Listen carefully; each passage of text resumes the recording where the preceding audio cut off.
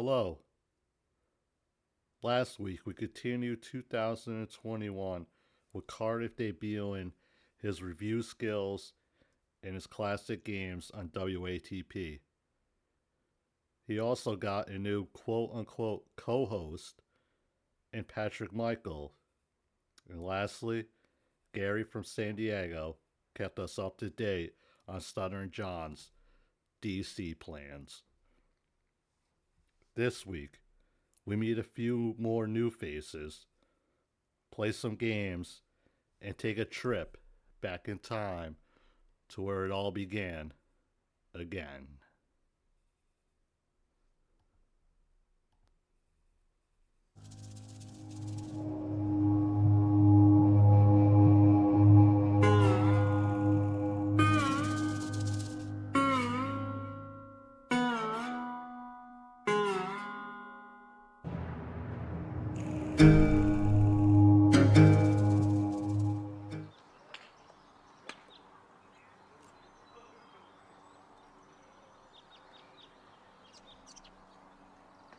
Oh, hi there. I didn't see you. Thought we should enjoy some of the outdoors before the winter settles in, you know what I mean? You know, we never know when that first snowfall's gonna hit. So I thought, why not come out here and play a little putt-putt? Got the driving range next door too. Maybe we'll hit a few balls, what do you say? Well, while I was waiting for you, I already went and picked us out a few balls. I got the black one, and I got you the pink one. Oh, don't worry now. I'll keep score with the little pencil here. You can trust me. So, let's say we head over to the first hole, shall we? Oh, don't forget your little putter. Now remember, you want to get the right size. I know they only come in 3 sizes, but, you know, look into the smaller medium. Whatever fits you best, okay? I don't think it matters if you're left or right-handed here, though. I talked to the people at the pro shop. We're all set. Oh, look, this one has a windmill. All right. Well, I'll let you go first. Now, at this one, I believe it's a par 3, which means we have 3 chances to get in a hole, or after it's considered a bogey. Now me, I usually get it in 2, which we call that a birdie. Don't worry about it. I'll keep score. Don't worry about it. You're all set. Wow. Ooh. That sucks. Hit it right into the... You know what? I'm going to let you get that one a do-over, buddy, okay? No one's looking. I don't think there's anyone behind us, so we don't got to play through or anything, okay? Just joking with you. Alright. So, what do you say we get started with the show here while we're playing? This episode we're about to listen to is from late 2021. Where Cardiff interviews a former 2020 presidential candidate, Sharmin Smith from Florida. And let's see what she has to say. Ooh, nice. Got it in there in 3, buddy. Don't worry. I'll mark you down for 2.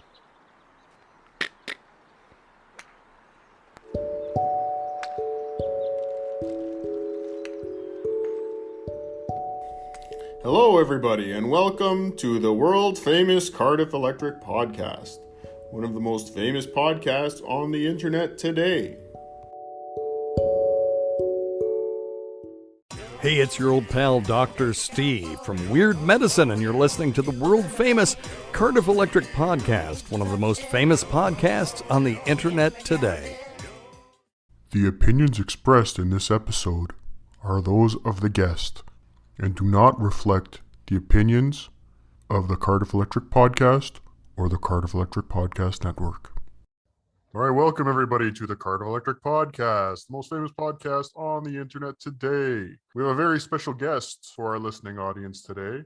Special guest, why don't you go ahead and introduce yourself? My name is Sharmin Smith. The name of the book is called Taming the Titta. It's a fictional life story about politics, religion, and a reality TV show called Who Wants to Be President.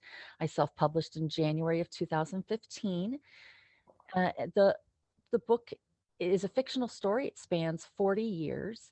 And the events of the last few years with Trump and his campaign and his election were similar enough to the events of my book that I launched a campaign for president in 2018 in hopes of pursuing my own presidential dreams. Did you win? I absolutely did not. Okay. I think we all know who the current president is. My campaign did not go very far. I made some poor choices. I hired some bad people, and I got a very good education in what it is like to participate in politics on a personal level. Uh, and I've been on a mission for the last year, sharing my story in hopes of enlightening others. Great. So the reason you're on our show today, we usually don't get too political, but our listening audience had an overwhelming response to a story you told recently on the internet. And they said, Cardiff, you have to have Sharmin on to tell her story and get the word out. Please, go ahead. So the woman that I hired for my campaign manager, I met her through LinkedIn, and she is a tech person, which was one of the things. Oh no. Sharmin? Hello? We seem to Her have lost Sharmin. Sorry, we lost you again after you said LinkedIn. So I'm not sure if LinkedIn is doing something to this broadcast, but if you want to start again from there. So I met her through LinkedIn. One of the reasons I hired her is because she was a tech person and she had worked for the DNC in 2016. Technology isn't really my thing. I know just enough to be dangerous. So I wanted a professional on my team who understood internet security and technology and could build out web pages and do marketing campaigns for me so that I could build my platform and bring in donations. And the woman that I hired as my campaign manager absolutely destroyed my life from one end to the other. Oh no. Absolutely destroyed my life from one end to the other. She told. Allegedly, we should say, but you seem to have cut out again. Hello? Strongly about. Sharmin, you'd cut out again. We're cutting out a lot. Yes. So Yeah. I promise I'm not squeezing the Sharmin. That's okay. I don't mind. I'm squeezably soft. So yes, you were saying that allegedly your life was destroyed by this person, and that's when you cut out again. Yeah. I have to say allegedly to protect the Cardiff Electric Podcast Network. That's all. That's fine. It's so hard when we keep breaking up. I apologize once you lose your train of thought. But she destroyed my life from one end to the other. One of the first things that she told me about was a personal story of trauma and abuse. My number one campaign issue was the death penalty for pedophiles. I'm an adult survivor of childhood sexual abuse, and I believe this was the one issue that would unite 2/3 of the voting population. She immediately told me her own story of abuse, and we bonded over our shared experiences and our passion to change this part of our society. It's something that's not talked about and it's taboo. And I personally believe that it's when the survivors step up to speak out against this that it will change and become better. And so that was one of the things that drew her to my campaign. She immediately started telling me about an assault that she had experienced recently at a Super Bowl party in Minneapolis in February of 2018. Her story was very intricate. It involved executives, professional football players. It was a very violent story. And she had trouble identifying the executives who had assaulted her. And I became personally involved in her life and her story because this event was so upsetting. And I believed it was going to be a major focal point in my campaign and going forward, trying to help her get justice. Her story turned out to be a horrible lie. Oh no. She told me so many lies about so many different things. But I have, and this story. Oh, hello? Hello? Sharmin? I fully believed her and her story. I had not ever met anybody who had lied about being raped until I met. And I only recently confirmed from her lips that she lied about this event when she came onto a podcast that I'm on every week. I've been on this podcast as a regular every week since February 2021. And I have not talked about the details that my campaign manager did to me because I was just so ashamed and humiliated. When I shut my campaign down, I tried to crawl in a hole and just go away in hopes that I could move on with my life. But what I experienced in 2020 really, really, absolutely changed my perspective on who she was. And I came to believe that I had hired opposition research. And the reason why she destroyed my life was because she was trying to create drama for my campaign so that she could use it against me. Did she work for Donald Trump? I suspect so. I have not been able to prove it, but there are several events that took place publicly last year that impacted me personally and were personal events towards me. I could type on the internet, on Facebook, and see Trump talking about it within hours on the internet. I feel personally responsible for the Rose Garden. I feel personally responsible for the federal execution starting back up again at the same time. It was my opinion that Trump was trying to parole somebody, and I believe it to be me. The people that I hired to do my marketing for me turned out to be heavily involved with QAnon. And a lot of the information that I used as my logic came out in weird videos last year, and it really upset me. I've reported it to the FBI. I've done everything that I can do personally. I have a very strange and unique story. The rape story from my campaign manager that started in Minneapolis, Minnesota. There are police investigations and police report numbers associated with her accusation. And because her accusation, when the police investigated it, because it was against somebody I knew, when that person was cleared of the investigation, the police investigated she and I for cooking up this story. They pulled a FISA warrant against me. They pulled all of my electronic communications between her and I. And it was fortunate for me at the time that she was blackmailing me with a sex tape that she said she had against me.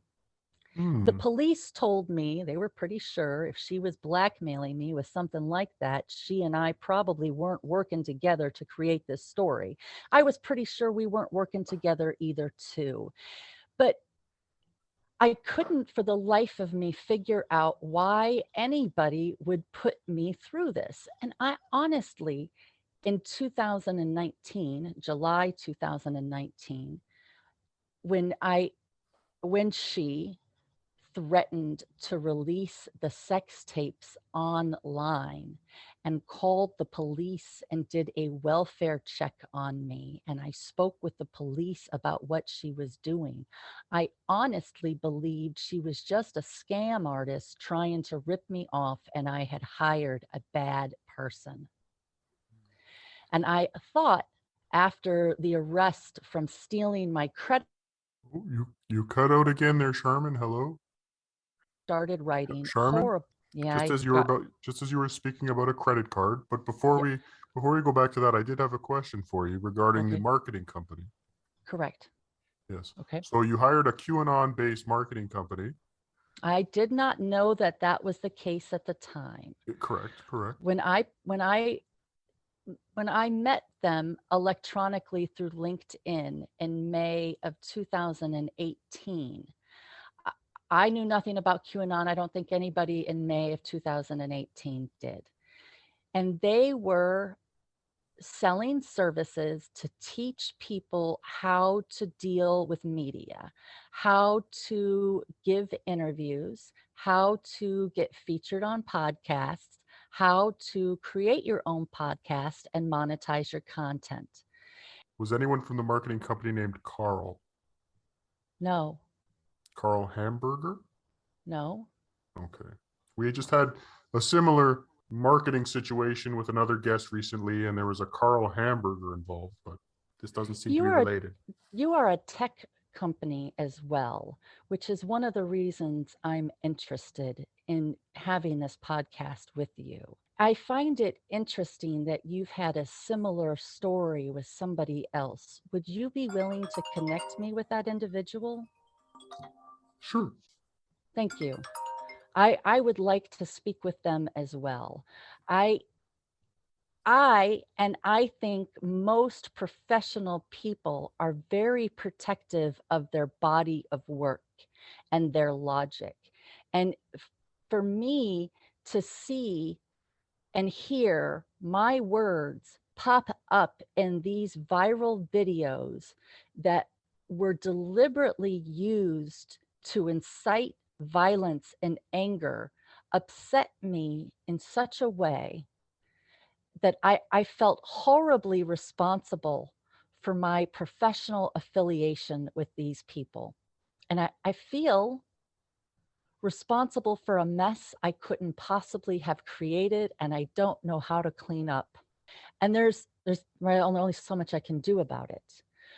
But my campaign manager, because she destroyed my life personally and accused people I knew personally of felonies that they didn't commit, because she impacted my relationship with my children personally, she has flipped my grudge switch.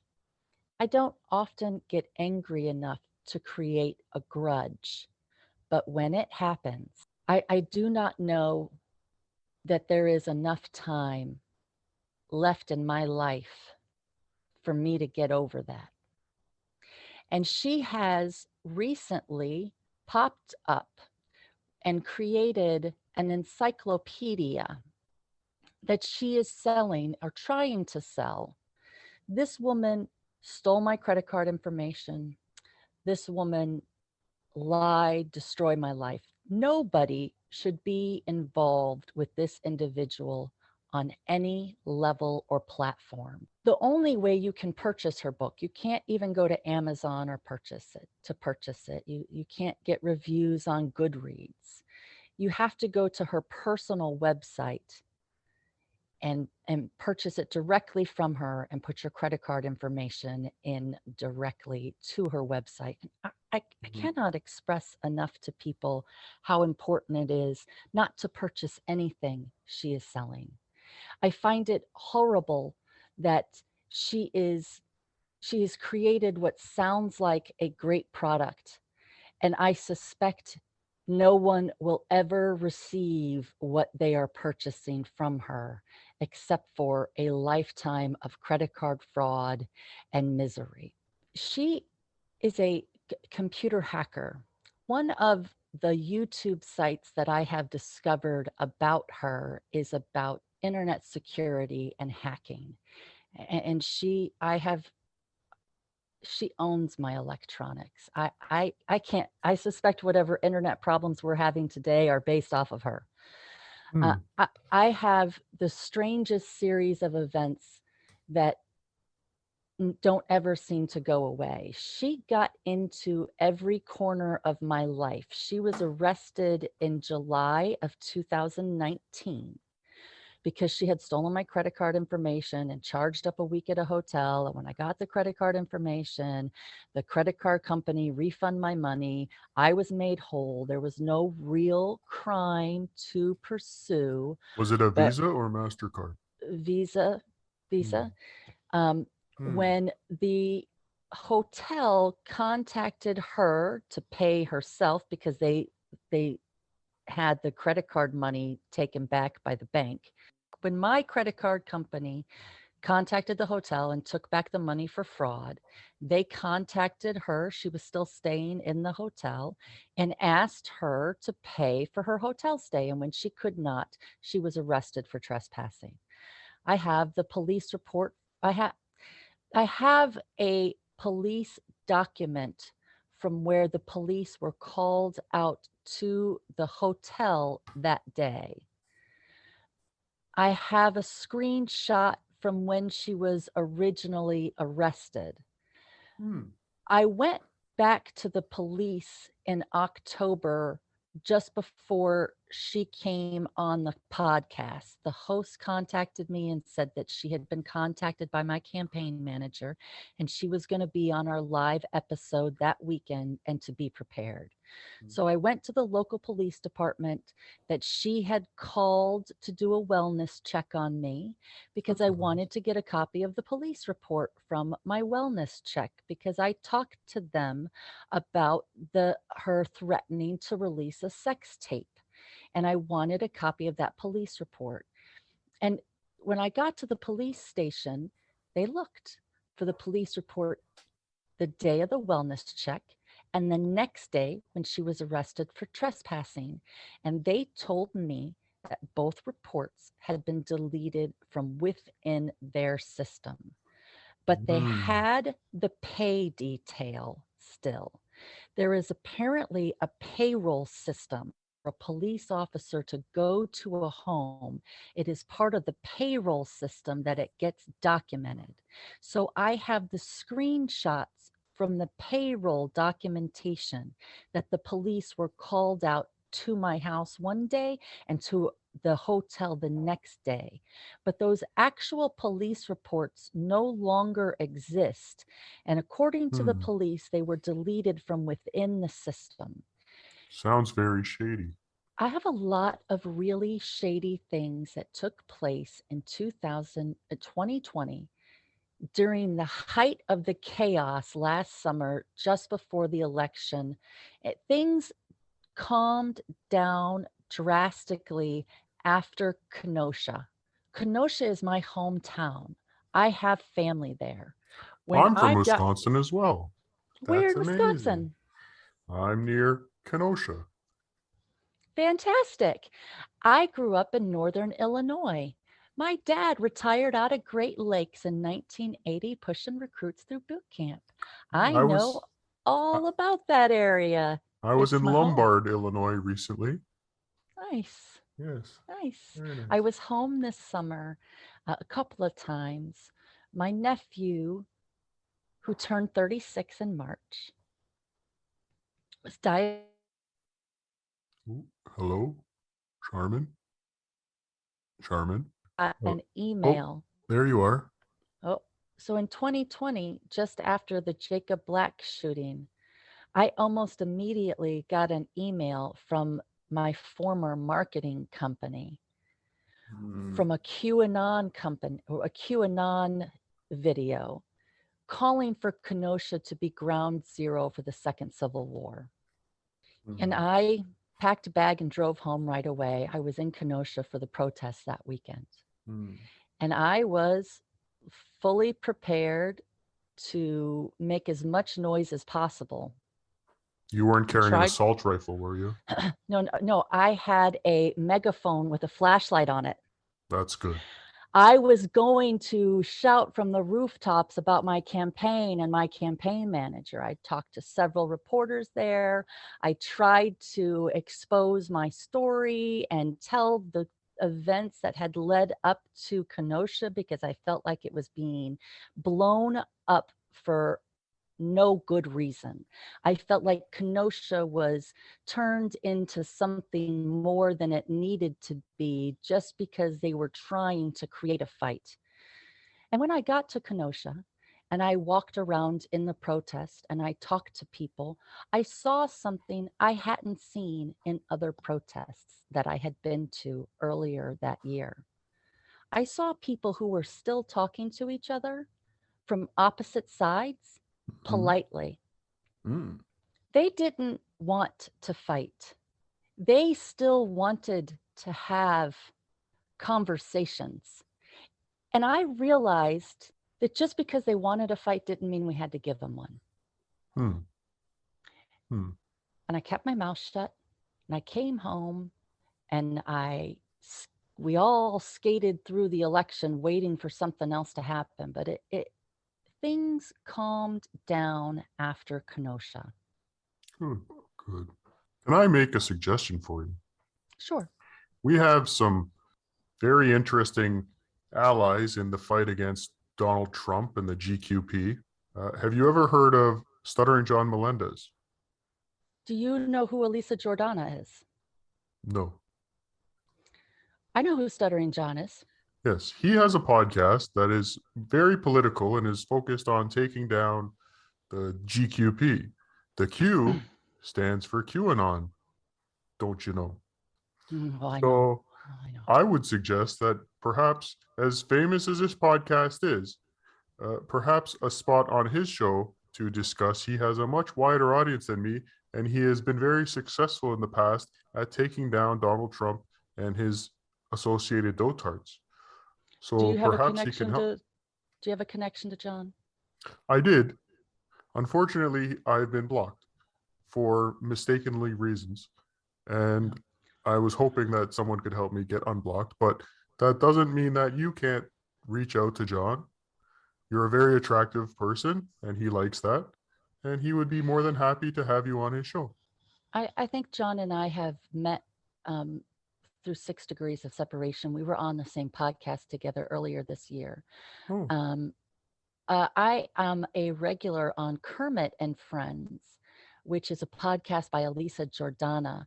Elisa Jordana used to be a content creator for Howard Stern. Do you know who Benji is? no. So Benji is, he works for Howard Stern. He has for many years. I actually had an opportunity to be on a podcast with Stuttering John earlier this year, and I Oh. don't know that connection will happen for me either. Oh. We'll See, see. there is a lot of, I've had experience on the internet where people have said some things about me and my show and directed it to John, making it look like I was a hater or a troll, which I am not. I am just trying to drive awareness and stomp out haters and trolls everywhere. And unfortunately, I got caught in the crossfire. I understand that is very difficult to do. When I first got started doing the interviews and the podcast, for whatever reason, I did not want to go to YouTube. I can't Mm. explain it. My campaign manager wanted me to start a YouTube channel, and I wouldn't allow it. For whatever reason, I was very apprehensive of YouTube. So in February of this year, when Elisa Jordana reached out to me and offered me the opportunity to be on her podcast on YouTube, it surprised me when I was so excited about it, because I had been afraid of some of the troll communities in YouTube and I didn't want to step into the wrong place. Mm.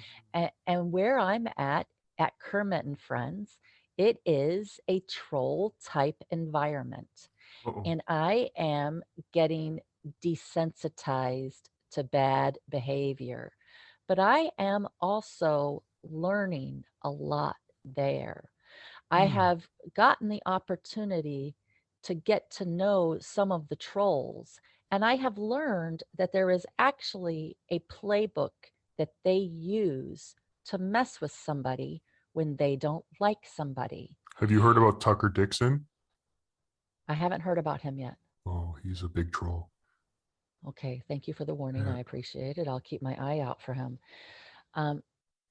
So I learned that there is this playbook, and there was actually only one thing my campaign manager. Oh no, hello, Sharmin. There's only one thing Yes. that she didn't do to me. There was of all the suggestions they had of things that could be done to someone, there was only one suggestion that she hadn't already done to me. So I have been here learning how I was going to fight this woman back, because I'm not a troll and I am tough, but I had no clue how to fight her. And I really needed to come to a community of people who do this for fun to learn what to expect next. So I know the troll communities are difficult, but I have been paying attention to them and learning their tips and tricks so that I can be a better fighter for the next time I step into a ring. And That's a good strategy. Thank you. I am a military brat, and one of the mentalities that I was raised with is you just keep going after things. If there's something you want and you can't get it one direction, you come around the back and you get it another. And I have been interested in politics and running for president since I was a little girl. This is something that has been present in my life and in my behavior. I behaved myself very appropriately my whole life. I have a very professional background and Nice. experience. This was my life's dream. And when I went after it, but immediately hired this monster who... Hello? Oh no. Hello? Hello? Sharmin? Hello? For over 6 months. There you are. I couldn't see my children unless we were in public together for over 6 months. I couldn't even drive them in a car. Oh no. When I say she messed my life up, I can't fully explain to you how thoroughly she hurt me. That's terrible. Yeah. And when I shut my campaign down, I did it because I'm crazy enough to want to run, but not dumb enough to think that if I have this person just waiting to start throwing stuff at me, I knew as soon as I came out in public in any way, she would start throwing all these crazy fake accusations at me, and I wouldn't be able to defend myself. And I didn't know how to defend myself. Well, you're taking a good step starting today. Thank you. Is there a 2024 run in your future? Can we get the exclusive? 2022 is first. That's next year. That is correct. Okay. 22 is first. And there is another election to get through before we get to 24. But as a presidential hopeful, as the thing about wanting to run for president that I have learned, there is presidential DNA. All the presidents are related. It's well documented. There are well documented bloodlines. Not everybody. The desire to run for president doesn't bubble up in everyone. It is a rare few. Most people can look at the job and complain about it, but they wouldn't want to do it. And we should listen to the people who care enough to want to try. When I wrote my book in 2014, I spent the time, I got the Ancestry DNA account, I followed one bloodline that I knew would produce a president for 1,000 years, because I wanted to make the connections that I had heard existed. And I enjoyed that. I knew my mother was related to James K. Polk. She had told me since I was a little girl that all the presidents were related, and if I wanted to be president, I could too. One of the reasons I wrote my book the way I wrote it is that I too believe you can manifest your destiny. So I followed my Polk bloodline for 1,000 years, and it was wonderful. But that was in 2014, and genealogy is time consuming. It is difficult. It's hard to weed through 1,000 years of information. And in May of 2018, Wikipedia sent me a link for their program, WikiTree. And all you have to do is upload your DNA and it'll tell you where you belong. So I uploaded my ancestry DNA sample to it, and it populated a bunch of pre-existing groups that it wanted me to become a part of. And I discovered that not only did I have presidents in one branch of my family tree, but I had presidents in another branch of my family tree too. And once I realized presidents fell off of two branches, it was the desire to run was that much stronger. And so I fully suspect 24 will be in my future. I fully suspect that this is something that will continue to go on for the rest of my life. But I also fully suspect that will be waiting wherever I go to cause me trouble. And I have to know how to fight her. I do being believe president, she worked for Donald Trump. That's the problem. I believe she's the creator of the stories that we heard last year that make no sense to anybody. Did she start COVID? No. Okay. I can't blame that on her. I wish I could blame that on her. I can't. We're still working on that But one. I think she's responsible for the white oleander statement. Ah. If you remember the first day of the DNC, 10 minutes before the program started, Donald Trump went on national news and announced to the world that white COVID was the cure for COVID. Or I'm sorry, that white oleander was the cure for COVID. And he had a funny little smirk when he said it. That was the moment I knew she worked for him. Before she got arrested in July of 2019, before she told me about the sex tape, I had had enough of her crazy behavior, and I had driven her back to Philadelphia, where she was from, and delivered her back to the hospital that she was born at for a mental health checkup. She was sure she was going to die, and she wanted to die where she was born, so I drove her to the hospital to get her there. I personally delivered her to a mental health facility so that she could be checked in, and she stayed there for a week. Now, I thought I'd done the right thing and I'd ended the chaos. She got out of the hospital and came back to Jacksonville, Florida, where I live.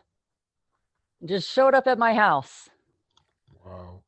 And that was the day I discovered there was a sex tape. Wow. About this sex tape, does it actually exist?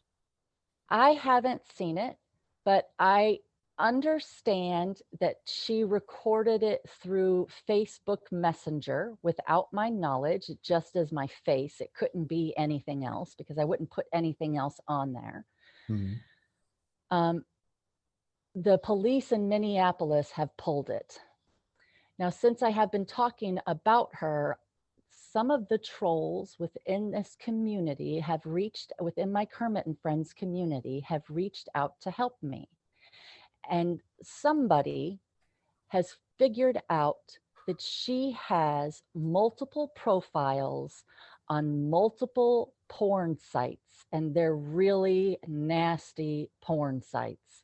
So it is entirely possible that she has uploaded this video to multiple sites, and I just don't know how to find them or get them down.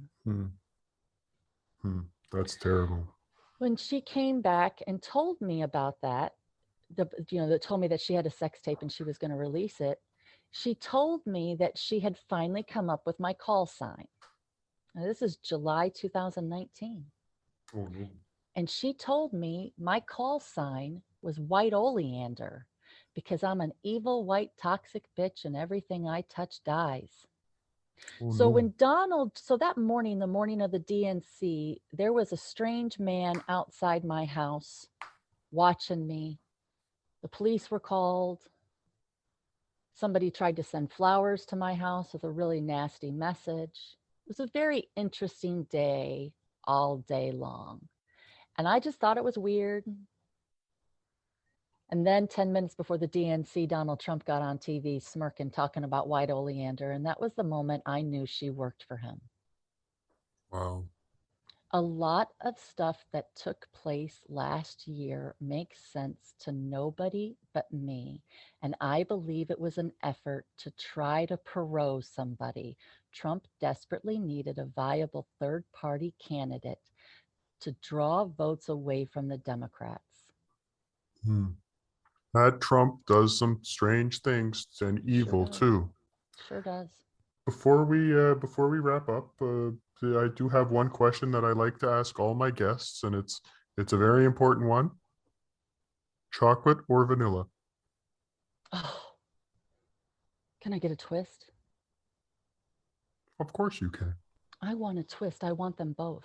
I usually don't allow, but for you, Oh, thank you. I will allow. A chocolate vanilla twist cone is actually one of my favorite things. Yes, Yeah. me too. Yeah. Well, thank you for joining us, Sharmin. I really do appreciate it. I appreciate you standing by even after my squeeze the Sharmin joke. Oh, I apologize for that. I have all the jokes. My name's Sharmin, just like the toilet paper, only with an S. I'm smarter, I'm stronger, I smell better than the TP, and I will clean up DC. That's We don't wonderful. need just any old TP. Trump, Pence, Trump, Putin. The generic stuff just spreads the mess around. If this pandemic taught us anything, this country loves its Sharmin. Very good. Way to end it. I appreciate that. Thank Would you like to plug anything before we let you go? Oh, please come. If you like this, please come see me every Sunday at 2 p.m. Eastern Standard Time on the podcast Kermit and Friends, and buy a copy of my book, Taming the Tida, Tida. You know, Trump didn't think all this stuff up on his own. Well, thank you very much, Sharmin. Good luck with everything, and maybe we'll check in with you again soon, and hopefully good luck in 2024, Yes, Mrs. absolutely. President. Thank you, sir. You have a wonderful day. Bye. Bye. Wow, what an amazing guest that was. Let's take some calls. Hey, Cardiff. Have you noticed how, for 6 months now, John has been begging his listeners for donations so he could go to Washington, D.C.? Well, now all he's doing is weaseling his way out of that one. He's pretty much radio silent for the last 5 or 6 episodes on going to D.C. I don't think he's going to go. He doesn't have any support from anybody anymore. Nobody wants him to go because they know he's going to flop on his face. It's going to be a real disaster. And I think he's going to be arrested if he tries it. So he's trying to be quiet and hope nobody notices. He's a jackass and a fraud. Hey, Cardiff. I made the 130-mile trek up to Brent's Deli in Westlake Village this morning to have breakfast once again with Howie Mandel and Bryan Cranston. Yeah, Walter White. Anyway, Howie brought up a good point. Howie said that Stuttering John is the master of bait and switch. And I said, how so? How do you figure that? And he says, well, for 6 or 7 months now, he's been baiting it so everybody would give him money to go to Washington, D.C. The switch is no, the money goes straight to his pocket. So he could pay for his teeth, pay for fancy dinners with his kids, drinking at the Pickwick pub. It's a big switch. He switched all that money from D.C. to his pocket. He's a real grifter.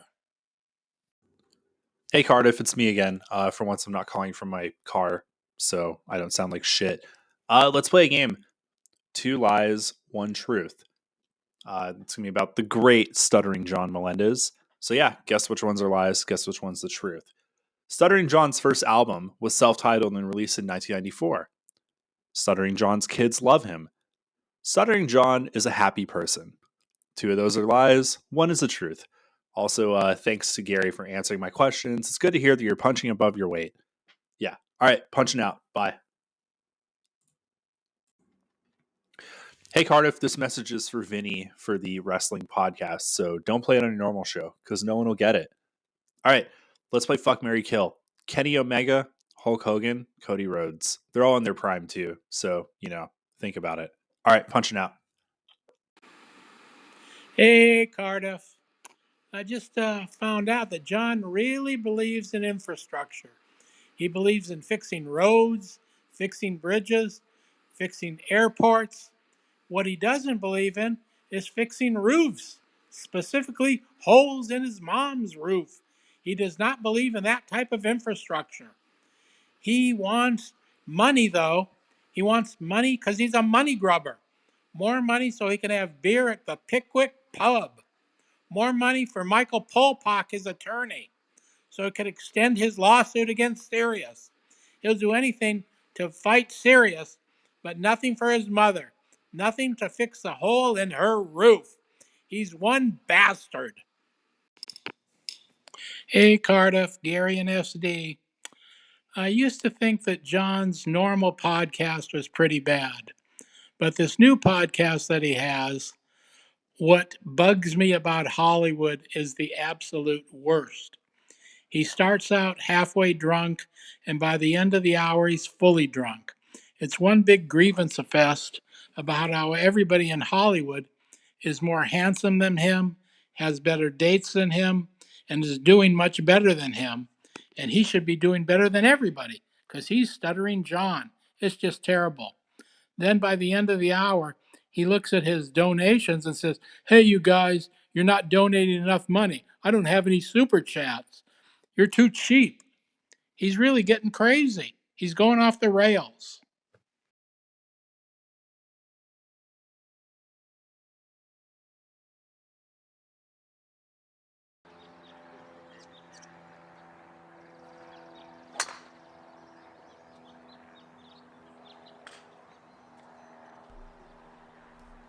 Wow, what an interview. Sharmin Smith, 2020 presidential hopeful for the Democratic Party from Florida. She had a lot of hot takes there about QAnon and conspiracy theories involving Trump and a whole lot of stuff. Well, I checked into her recently, and she's very much still into the Democratic views and everything. I don't think she's really does much on the Lisa Jordana show anymore, but God, hope she's staying safe out there. Well, we already got through a few holes already. Look like I'm up a few, but hey, don't worry about it, buddy. Remember, the lowest score wins in the end, okay? I know you're proud, you're in double digits already, but dude, it's a long way to go. Wow. What an interview. Oh, jeez. Also in the voicemail there, some caller, I don't know, some sounded kind of kinky. Mentioned about, Fuck, Marry, Kill, Hogan, Omega, and Rhodes. You know, I know this is only our 4th date, but, I like wrestling, I dig it. It's cool. If I had to choose, I would kill Hogan. I will fuck Cody and marry Kenny. But hey, that's just my opinion. What we got next? Oh, hey, you ever hear of Frankie MacDonald, the internet sensation out of Canada? Does a lot of these weather reports and stuff like that. Seems to be real popular up there and up north. Yeah. At last show here, Cardiff was from Wisconsin. The man's a world traveler, what can I say? Alright, buddy. I think it's your turn. You go first. Alright. Remember, try to stand cramp, but keep your feet together when you. The most important thing you gotta do is that first initial putt. Because without that, the rest is over.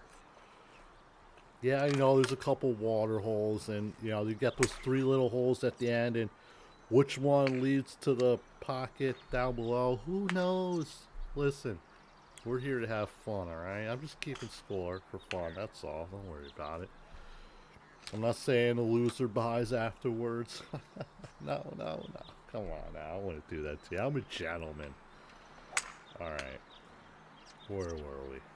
Oh, yeah, that's right. Frankie MacDonald. In his story. Here. On a Cardiff Electric Podcast. Hello and welcome to the world famous Cardiff Electric Podcast, the most famous podcast on the internet today. Home. Let's redo that. Hello and welcome to the Cardiff Electric Podcast, the most famous podcast on the internet today. Brought to you by the Cardiff Electric Podcast Network, home to some of the most famous podcasts on the internet today. We have a very special guest on the show today. Special guest, would you like to introduce yourself? Tell us who you are and why you're famous. My name is Frankie MacDonald. I'm a YouTuber of Sydney, Nova Scotia, Canada. I got 273,000 subscribers on my YouTube channel as of right now. And I'm doing a lot of weather reports since 2011. And I've been getting a lot of views on YouTube lately since then. Well, thank you. I did not know you were from Canada, so that's going to change some of my questions. You didn't by any chance vote for Donald Trump, did you? I am from Sydney, Nova Scotia, Canada. I live in Canada, not America. I live in Canada. I will say there's a weather statement that got cool air in Massachusetts, New York, and Rochester. It's cooler air right now, and they got chances of showers, flurries, and snow and everything in New York and those places. Oh no, Massapequa, New York is expecting snow and flurries? Yes. Oh, that's unfortunate. As a weather expert, is Massapequa, New York typically get rain more than once a year? Yeah, I got a copy of my book, Be Prepared to Find Out. I got a guide to life, weather, and everything. A copy of my book is written by Sarah Soller. It was published by Nimbus Publishing in Halifax. Is that available on Amazon? Yes, it is. Be Prepared by Frankie MacDonald Guide, available on Amazon, everybody. I will put the link in notes.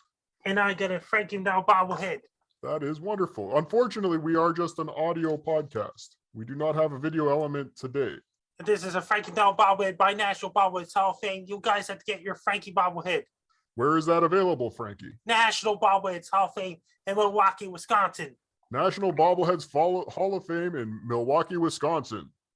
I got a Frankie MacDonald action figures designed by Ben Campbell. He lives in Big Spring, Texas. And the Frankie MacDonald action figures with a big lightning bolt. That's fantastic. Wearing the Frankie says Be Prepared shirts. I got my shirts are on the lostcod.com. Says Frankie says Be Prepared. T-shirts on www.thelostcod.com. You do a lot of merchandising with your fame on YouTube. Yes. Can I ask you some weather-related questions? International weather. Thank you. If you had a hole in your roof and it rained, what would happen? Bad news, that could cause a leak. That could cause some electronics to get ruined. Oh no. What would you recommend to somebody who had a hole in their roof to do before it rained? They have to get it fixed. Call the roof guy and get it fixed. Call a roof guy and get it fixed. Seems like simple advice, yet so many people go with big holes in their roof. That's from hailstorms in Australia. They get a hole in the roof from big hailstorms. That happened in Calgary, Alberta. That happened in Australia, in the southern hemisphere, spring in southeastern Australia. Have you ever heard of Carl Hamburger? No. Okay. Have you ever heard of Stuttering John Melendez? No. Have you ever heard of Dr. Steve? No. Oh, that's pretty much what I thought. And did you hear about that? My most viewed video ever on my YouTube channel is guy tries to eat 50 hot dogs at once. How did you do that? That was my own idea. I took that video on May 21st, 2012. That's great. Since you're Canadian, I'm going to have to change some of the questions that I normally ask my guests. So, who did you vote for Prime Minister? That means people vote for their member of the parliament around here. So, not Donald Trump. People vote for their member of parliament around here. Okay. Chocolate or vanilla? What is your favorite? Both of them. Very good. Poutine, yes or no? I like French fries, and I like taters. I like steaks. I like hamburgers. I like Chinese food and pizzas. Very good. I want to go back to the roofing questions you had a lot of insight on. Let's say your mother had a hole in her roof and it was going to rain. What would you do? They have to tell her or grandmother, they have to tell her to call a roof guy. That's good advice. What made you fascinated about weather? When I was a little boy, I wanted to grow up. I wanted to be a weatherman. In the year 2011, I make up my own ideas, doing comedy videos as well. And I did dancing videos as well. I dance. Very good. See, most of these questions were American weather based, so I've kind of been thrown for a bit of a loop here, but did you have anything else you would like to plug? My talking Frankie MacDonald bobblehead from National Bobbleheads Hall of Fame. So The Lost God, Frankie says, be prepared. That's another one. Did you happen to have any links for roofers in Massapequa, Long Island? No. Okay, thank you. So again, to summarize, rain on a roof is okay, but rain on a roof with a hole in it, not okay. Not okay with a hole in the roof. That's from hailstorms that happened out west. Are you able to control the weather and change weather? We can't control the weather. We can't control earthquakes. I was on Tosh.0 season 2, episode 13, back in June 2010. Was he able to control the weather? No, none of those guys. That's unfortunate. And to reiterate, you do not know who Stuttering John Melendez is. No. No. And guess what? And I did a video, massive earthquake to hit New Zealand anytime soon on October 21st, 2016. 3 weeks later, I got a 7.8 magnitude earthquake prediction right in New Zealand. I was all over the news and things like that. How did you predict the earthquake? I guessed the prediction. Oh. But it was effective. Did you save lives? A lot of it saved lives. I was all over the news, RT and everything. That is all my questions for you today, Frankie. I would like to thank you for joining the Cardiff Electric Podcast, the most famous podcast on the internet today. My social media is my Twitter is @FrankieMcD. My Facebook is Frankie MacDonald. My clap is Frankie MacDonald 1984. My Twitch is Frankie MacDonald 1984. My TikTok is Frankie MacDonald 1984. My Instagram is Frankie MacD 1984. My LinkedIn is Frankie MacDonald, and my Snapchat is Frankie MacDon, and my YouTube channel is Dogs and Wolves. Best of luck to you. Best of luck to you. I'm Frank MacDonald. You're listening to Cardiff Electric Podcast. Thank you, Frankie. You Bye have now. a wonderful day in Canada. Bye for now. Goodbye. Let's take some calls from the listeners. Hey Cardiff, Gary here. I have a confession to make and I kind of feel like a fool. But for the past 6 months, I've been donating to Stuttering John. And I joined his Patreon group. Each time I gave a donation, I said, hey, this is for your DC trip. But now I feel like a fool. I've been duped. He isn't going to DC. All this money's been going to the Pickwick pub and dinners with his kids. I feel like a real jackass. I'm not going to donate any more unless he really goes to DC. I hope he goes. I really do. I hope he goes. Hey, Cardiff. Sharmin Smith could name her presidential cabinet in advance to get some buzz. Here's some suggestions. Hal Sparks for vice president. Richard Ojeda for Secretary of Defense. Stuttering John for Secretary of State. Benji Bronk for Secretary of Agriculture. There's a lot of good candidates there. I think that'll help generate a lot of presidential buzz for her. She was a great interview. Keep it up. Hey, Cardiff. Gary again in SD. On today's show, you interviewed Sharmin Smith. I had heard her a few times on the Kermit and Friends show, and I've heard your interviews before with Shuley, Eric Zane, Carl Hamburger even. But this interview you had with presidential candidate Sharmin Smith was the best ever.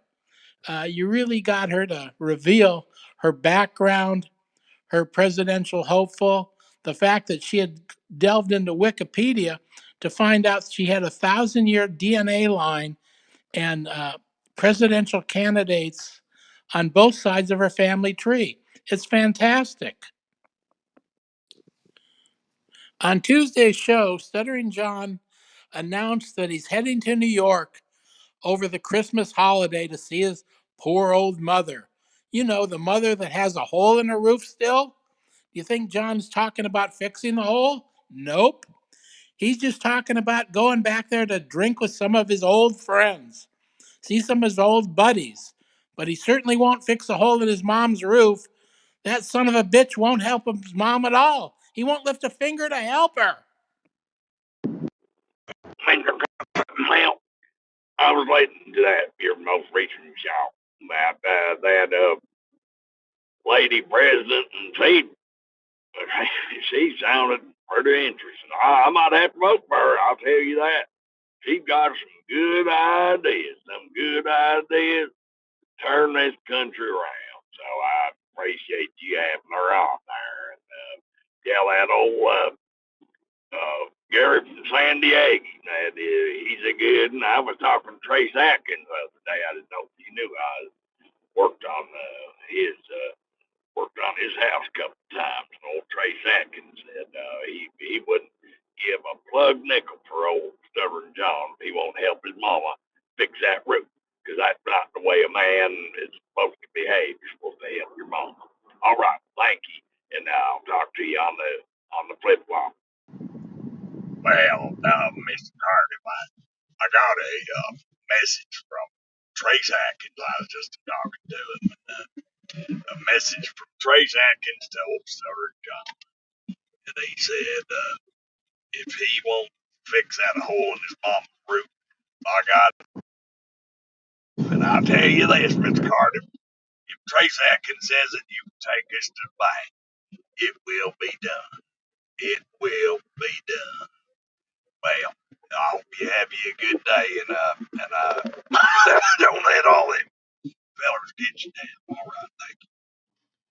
Well, Mr. Cardiff, I know that you're in a highfalutin circles with all them folk in the show business and such, and I thought you'd like this, and it's one we tell in the holler, and well, we do get some enjoyment out of it. Well, and here it goes. If in your nose is a running and your feet smelling, well, you're built upside down. Well, there you go. I hope you like that one. I tell you, I cracked up Trace Atkins with that one. I surely did. He said, Cletus, that's the best thing I ever did hear. He might put it in a song someday. You never know. All right. Thank you there, Mr. Cardiff. I'll talk to you later. Hey, Cardiff.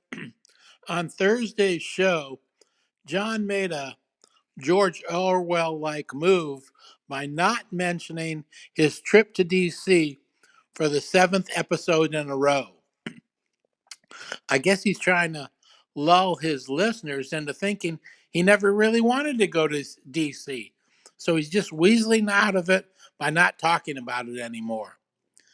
Then he made another revelation when he said to his listeners, hey, it's Super Chat Thursday, and I need money because I'm behind on my child support payments. What? This is the first time we ever heard him say something like that. Behind on his child support payments? How can that happen? Hey, Cardiff. On Thursday's show, John, in a George Orwell type move, did not mention he's going to D.C. for the 7th show in a row. He's trying to tell his members, hey, forget about me going to D.C. I'm not going, so I'm not going to mention anymore. Forget about your donations. They're down the drain. Then in another revelation, he told his listeners that, hey, make sure you give me plenty of super chat money. I'm behind on child support payments. What? Behind on child support payments? I thought that guy loved his kids. How could he be behind in child support payments? His wife must really be on his rear, or ex-wife rather, if he owes child support money. Hey Cardiff, Gary in San Diego. We've all noticed how Stuttering John has as almost permanent guests Hal Sparks and Richard Ojeda. They're on almost every show. But the funny thing is, Stuttering John is never a guest on their podcasts. Never. So I asked my wife Judy, how come Stuttering John isn't a guest on Hal Sparks' podcast or on Richard Ojeda's podcast? Her answer? He's a lousy guest. Yeah, he really has nothing to say, so they pretty much don't have him on. He's terrible.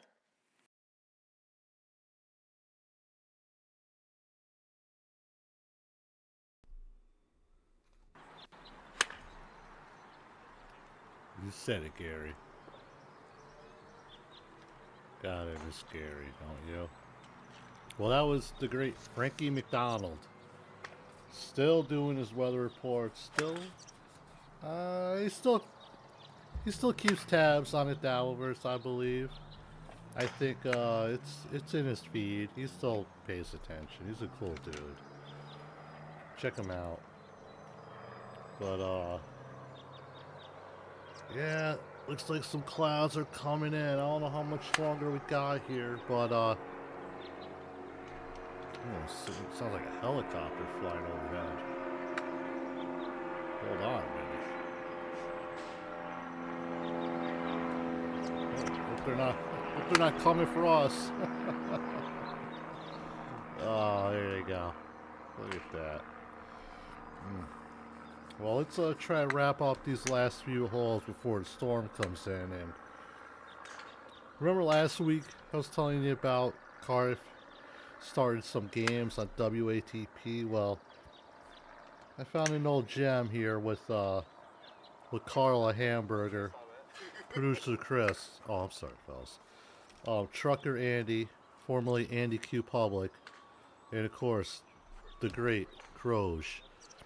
And they do play a few games, a couple reviews, and maybe a special guest caller in the end. You know. Alright. Let me get this hole in one real quick. Cardiff sent in another Who Said It bet. This is the third one. You guys know the rules of this game, right? Let's do it. Yeah, so I've been practicing all week. Good. I'm terrible at this game. I was over 4 last week with Missy, and I think she missed all of hers too. Basically, what Cardiff is going to do is going to read a quote from one of our reoccurring characters' podcasts. We have to decide which podcast it's from based on the out-of-context quote. Mm-hmm. Let's see what happens. Welcome to Who Said It, the official podcast game on WATP, brought to you by the Cardiff Electric Podcast Network. Okay, Carl and co-host, who said it? Our first entry, who said it? So, I don't know, maybe if you could convince them that, I'm actually another famous comedian instead of just me, I don't know, that might actually work. Who said it?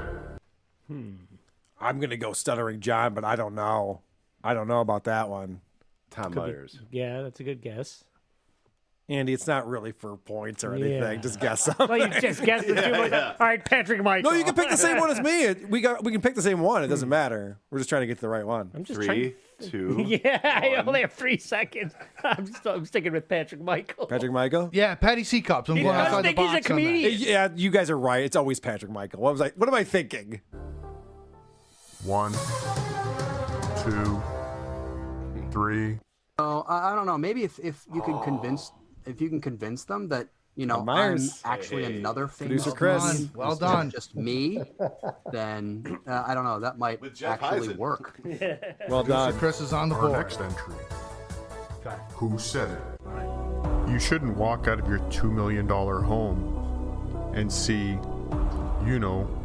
Tent City. Who said it? I'm gonna go Patrick Michael on this one.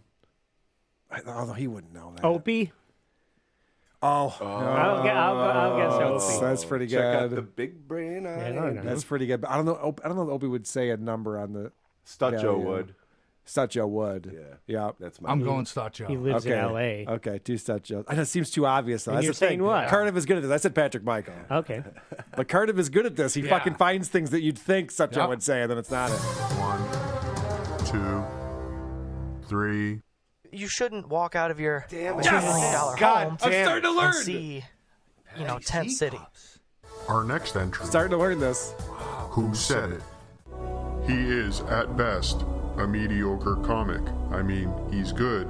He's not great. He's in no position to be talking about other stand-ups. All right, I got this. Who's? I got this. Me too.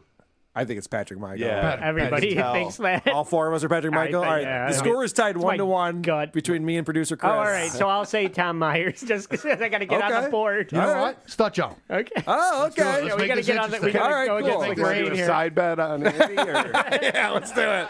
All right. So producer Chris and I still have Patrick Michael. You've got Stutjo, and you got Patrick Michael? Tom Myers. Or Tom Myers. Okay. Said it. 1, exciting. 2, 3.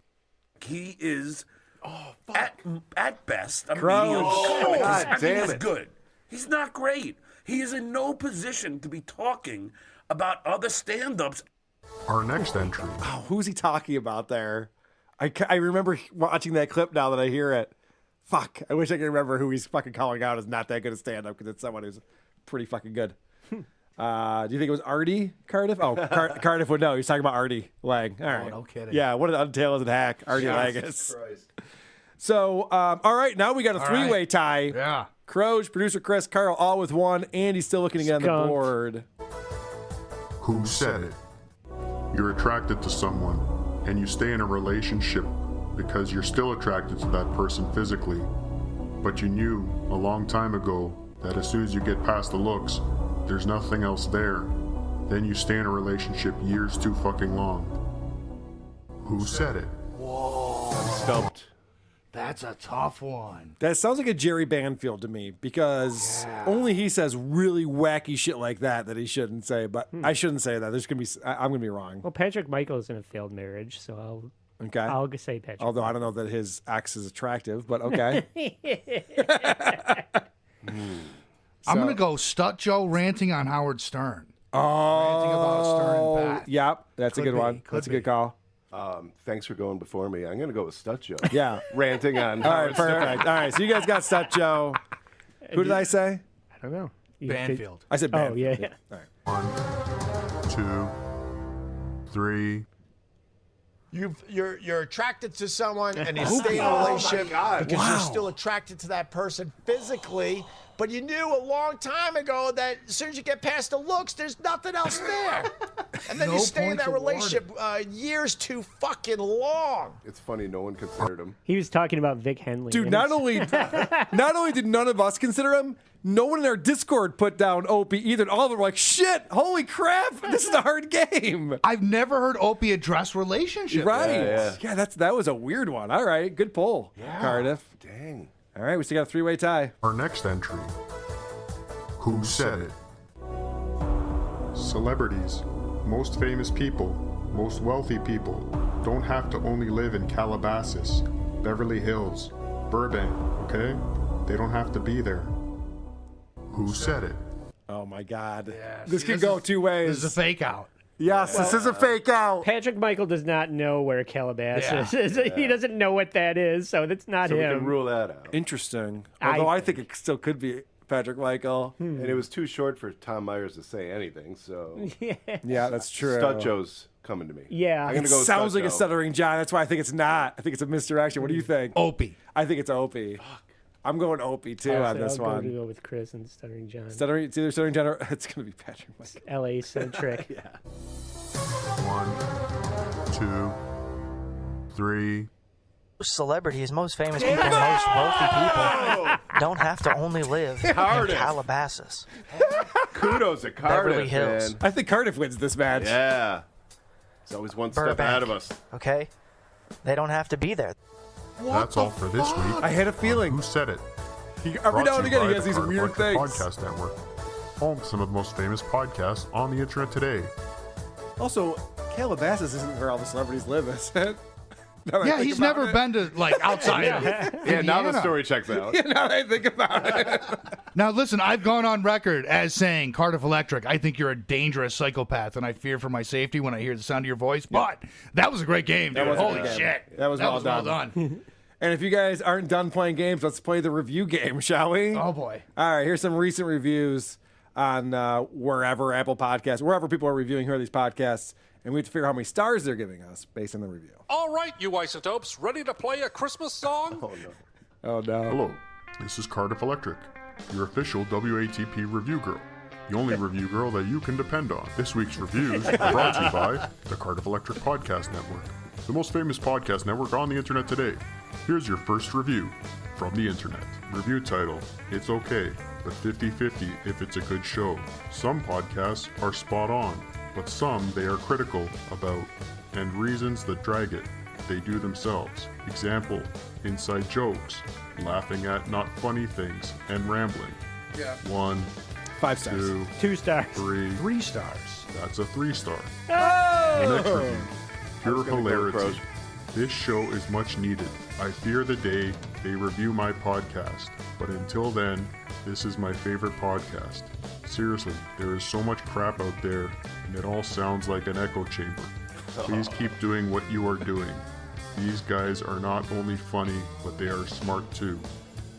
1. 5 star. Let's just go to the next Reverse review. burn 1 star. Review title, Best Podcast Ever. Carl puts together a consistently entertaining roast week after week, finding some bizarre and fascinating characters along the way.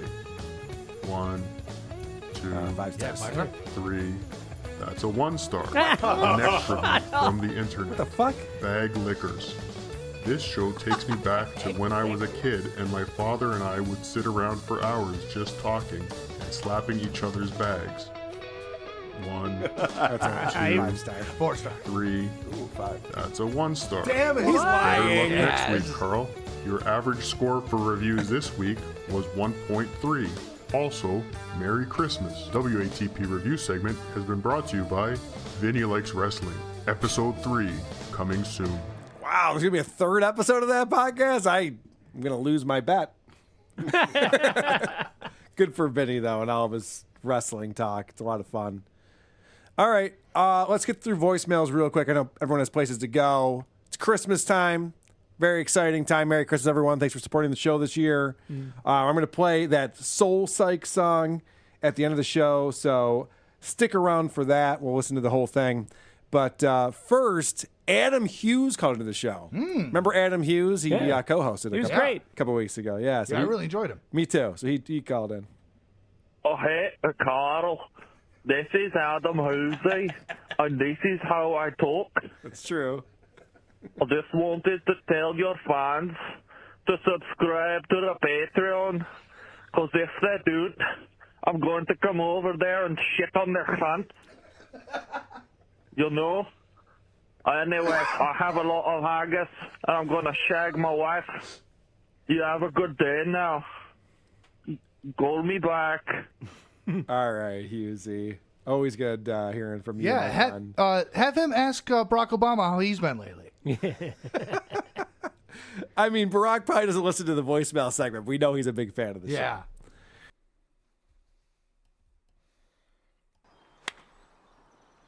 Ooh, nice hit.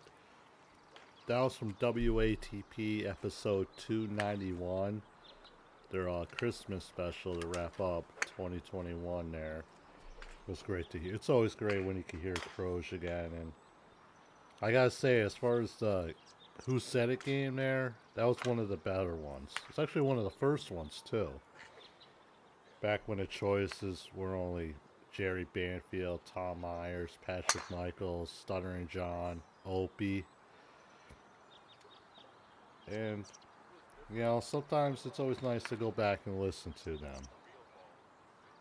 Well, clouds are definitely rolling in. I'm starting to feel a little bit of a sprinkle here, so I think we're going to actually wrap this date up a little shorter than the past.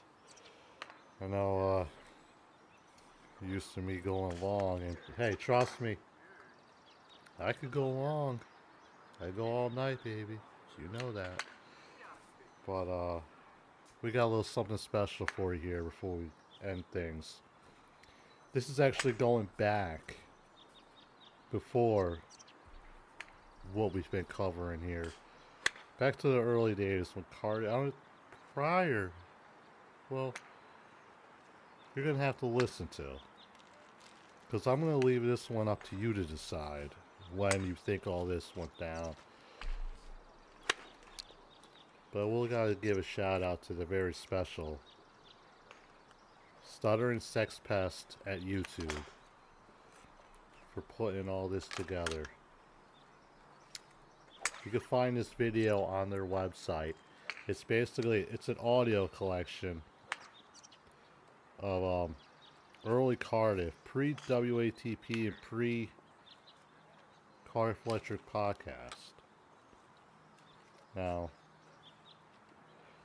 I know I kind of doing this in chronological order for you, trying to make our dates easy and understandable and digestible.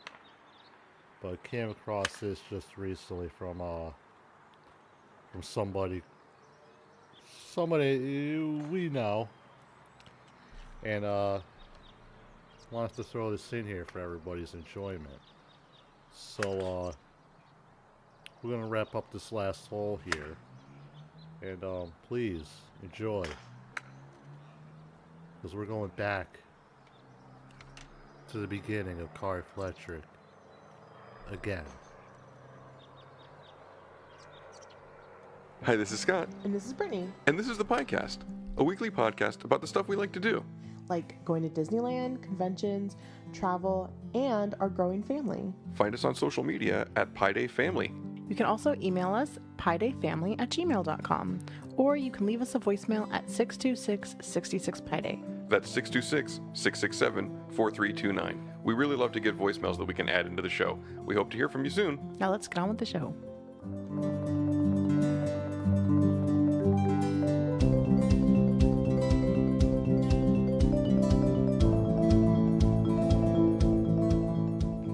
So last week we were talking about how I've been calling into some of the podcasts that I listen to, right? It's Eric Nagel and Geek Stuff, and that this guy started, I call him the anonymous heckler. He's just kind of talking smack about me for no reason. Yeah. And like he's never given a name, he's never left like a Twitter handle or anything. And then I mentioned that there's a Twitter account that had been like inactive since 2017 that suddenly started tweeting at It's Eric Nagel and me, so I'm assuming it's the same person, but I don't know. Anyway, I took some time today to pull all of the calls because we got a voicemail from him this week. Yes. So have you listened to it? I haven't listened to it yet. Yeah, me neither. I tried to read the transcript, but then it was really long, so I was like, we'll just save it for the podcast. Yeah. So. And I don't know that I've even heard all the voicemails from the other podcasts because I don't listen to those other podcasts as much as you get to. Right. Okay, so we're gonna start with the voicemail that started it all. I was listening to It's Eric Nagel, and again, almost every podcast that you listen to, they say, "Oh yeah, here's our voicemail, call in." And most podcasts don't get that many phone calls, and I've been listening to it for a while, and I just really was enjoying this episode, whatever the topic was. Like, it's one of those where you just feel like you're part of the conversation, or you at least really want to talk back because it's just so right in your wheelhouse. And so I was kind of tweeting back and forth, hey, I was listening to the episode, I really like it, and then I just decided to call. So here's the voicemail that I left. One sec. You want to go to one of the calls? Yeah, let's go to a call. I want to hear what they said. Okay, I think this is our new pal Scott. Out on the West Coast there. Scott? Yeah, hang on. Let me on the West Coast. See if this goes. Hey, it's Eric Nagel crew. It's Pi Day Scott from Twitter. I am here in Southern California just listening to your latest episode.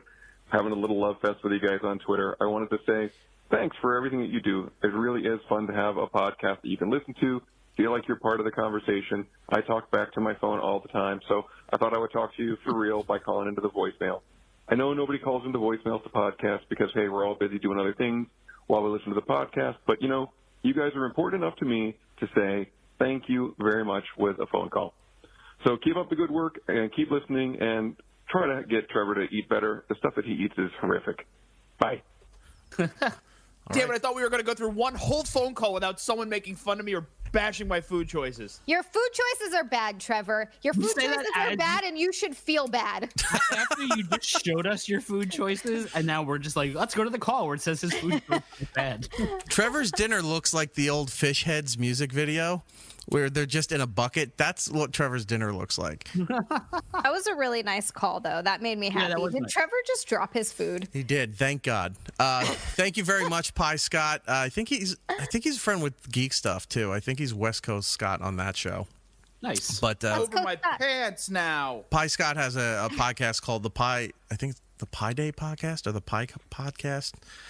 Damn it! I apologize, Scott. A PiCast? I wanted to give you a PiCast. Maybe that's what it is. Look it up. If you look up PI, because they got married on Pi Day, so Aw. it's called the PiCast. Check that out. Hold on, I'm looking it up. The PiCast? The Pied Piper Cast. PI apostrophe D. For street cred. So I mean, and I don't think there was anything weird about that call. Eric went No, like, I think it was really nice. yeah, and Eric went above and beyond with like mentioning the podcast and everything, which I thought was cool. I'm like, hey, because I'm sure they have a ton of listeners, and so I thought it was really kind of cool. And so then, like the next week, and they don't necessarily do voicemails every single week because again, probably they don't get that many. They kind of save them up, and they usually do a voicemail segment. But a couple weeks later, this. Go ahead. Sorry. Yeah, go I ahead. was just gonna say, I think that your voicemail was nice. Like, I don't feel like it was like creepy or territorial or like anything. Like, I just felt like you were like, I really enjoy it. Keep up the great work. I'm gonna keep listening, and thanks for putting it out. Like, I mean, that's probably nice to hear. Right. I mean, that's what I was thinking. And okay, so here's what happened. Let me see if I can just drag this in. If it just goes. No, it doesn't. Okay. I mean, nobody's called and told us that we're doing a great job and that we should keep going. So Didn't Hannah do that once? I don't know, probably. All right, hang on. This one doesn't have a name on it. Let's see what he. Hey, it's Eric Nagel crew. Hi, Tia.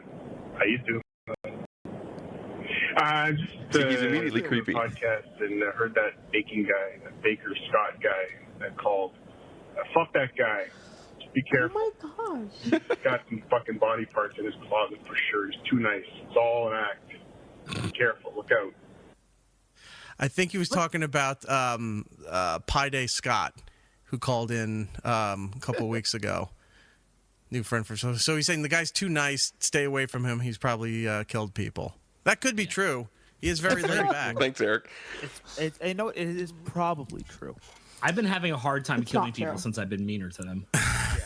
Absolutely. It's like it's so much harder to get them back to your place. You're like, get back to my house, you asshole. They're like, I just. Then you got met to worry about their Back on my place. feelings. That should be nice to him. So yeah, I mean, but again, It's very aggressive from the get-go. right out the gate. And again, he didn't leave a name. You don't know anything about it. But I'm listening to it, and I thought it was funny when, like, even Eric's like, "Oh, I don't know, maybe he's killed somebody. I don't know." But so I was laughing at this point. I mean, I thought don't really this was think funny. it's funny that people are accusing my husband of having body parts in the closet because, for one, I share that closet, and second of all, I mean, I think you're a really nice guy. You've got your shoe cubbies. I've got my stuff in the closet. No, there's no body parts in there. I promise. I mean, yeah. First of all, and second of all, like, our closet is pretty clean. Like, I clean it up pretty regularly, so I think I would know. Yeah. Well, so then I called back to leave my response, but my main thing was he's still all the way through. He's like the baker guy. I'm like, it's not pie like a pie you eat. It's pie like the number pi.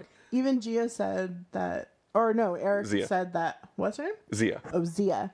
Well, Eric said, "Oh, it's PI because they got married on Pi Day," and she was like, "Oh, that's sweet." Like, Yeah.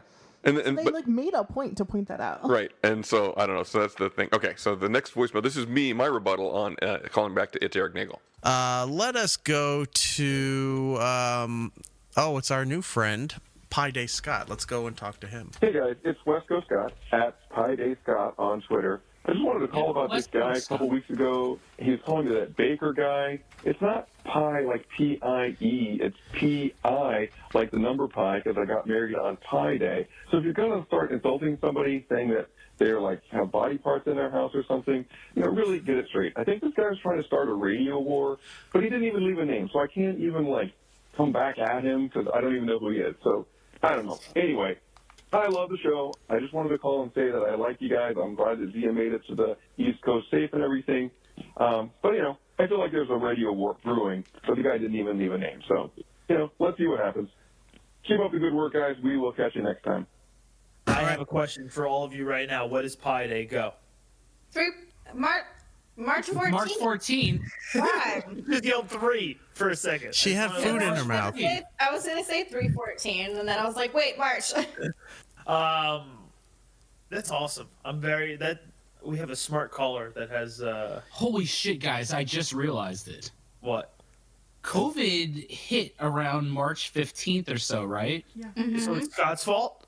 Yeah, but pi is a number that doesn't end. That's why this year won't end. It's 3.14, but it never gets to 15. I don't like that. We are stuck in a pi. I did pi Scott, And not the good kind. Oh, Not the kind that you eat your way out of. It's not the one with 4 and 20 blackbirds. I mean, technically, COVID was terrible. There's December actually a bakery in 2019. Brooklyn called 20 Blackbirds, and on Pi Day they sell pies really cheap. That is an awesome concept. Yeah, they're really good pies. That sounds amazing. Good for them.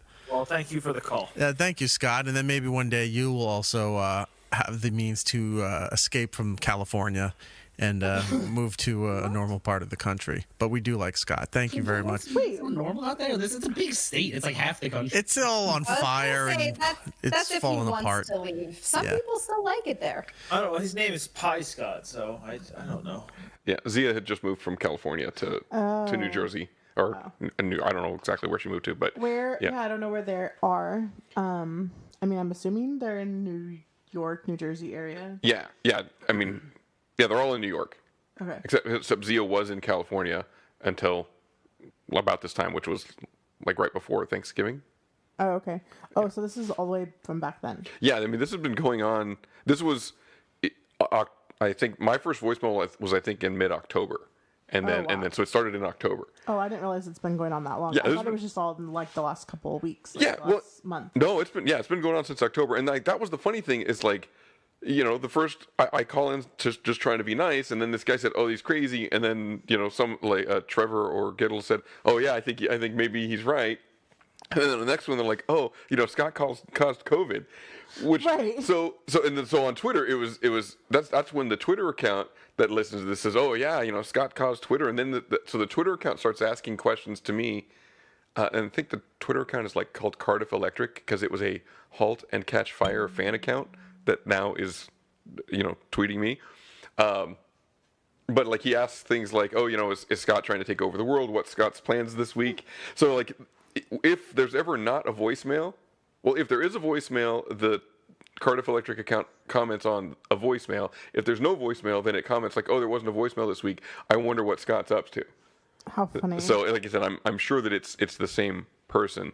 So anyway, that was me calling back, and then the next week, this is now Thanksgiving week, and so I had called in something separate. We were talking about the bad music, and we'd mentioned Call Me Maybe, and I'd remembered something about Call Me Maybe, and when E-Rock was on XM Satellite Radio. Oh yeah. Yeah, and so that's so I call and leave a message having nothing to do, just kind of forgetting about the anonymous heckler, and so here's my next call, or this is like the Thanksgiving episode.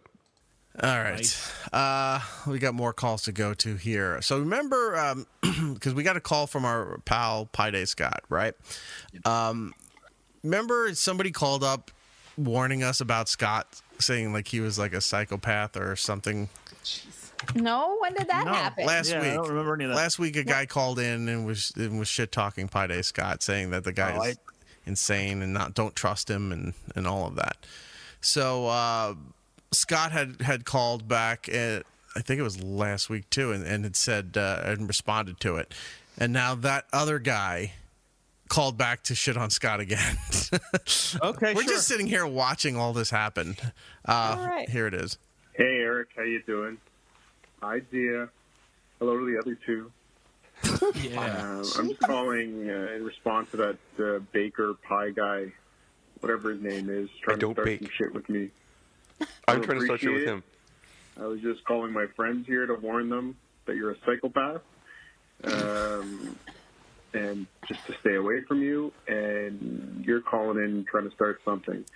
So I mean, you listen, did Mr. call Pie it a Guy, radio war. go bake a fucking cake. You want to know my name? I asked. That's my name. Bye, Dia. Oh, Eric, call me back about that thing we were talking about, you know, where I was going to replace Trevor on the show. Thanks, bye. We were talking about that, but it wasn't with you, sir. I don't know what happened. Hey, What that I was? told the pie guy to bake a cake, so I'm very confused. There's so many pastries. Yes. Yeah. So Giddles is actually like that a was a chef funny too, so call. it's like his food stuff. Pie caking. Now Eric, Zia, the other two. Here's another call. Oh, here's another call from Pie Day Scott. Now he calls himself West Coast Scott, but the thing is that he calls into another show all the time. Our pals over at Geek Stuff, and he's West Coast Scott on there. So I don't want to deal with Kevin saying, "Oh, you're stealing our callers," or your friend. Nobody wants to deal with Kevin.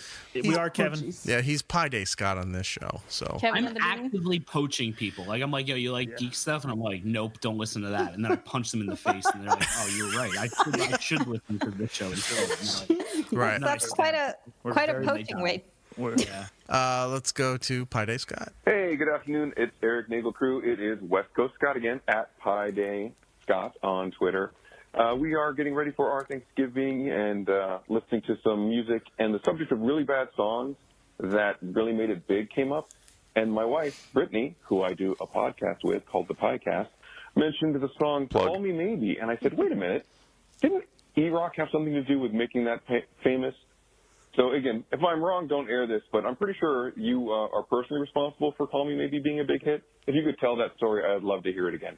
Anyway, I hope you guys have a great Thanksgiving. I look forward to the show, and take care. Okay. Well, we know it's a true story because Eric played the call. So please tell us the story. Eric. Can I just real quick? What Giddles just said. We don't screen our calls, do we? Clearly not. Why should we? Why Eric should looks we? So confused. No. Why would you screen the calls? So the All right, Call well, Me you're right. Go ahead, Maybe tell the story thing. then. The Call Me Maybe thing was from not from me, but from the O&A show. If I'm remembering this right, Sam on the show also did a shift on Hits 1. He was like 3 to 6 in the morning, and Hits 1 would tend to get music before it became popular or got out to the rest of the country. So they would play stuff in advance. They had these features where they were playing new artists, whatever. And I think Sam, because nobody was paying attention to what Sam was doing from 3 to 6 in the morning, as he should, started playing that song like over and over and over before it was huge, before everybody else caught on to it. So he just knew the song was super catchy, and he just started playing it to annoy people.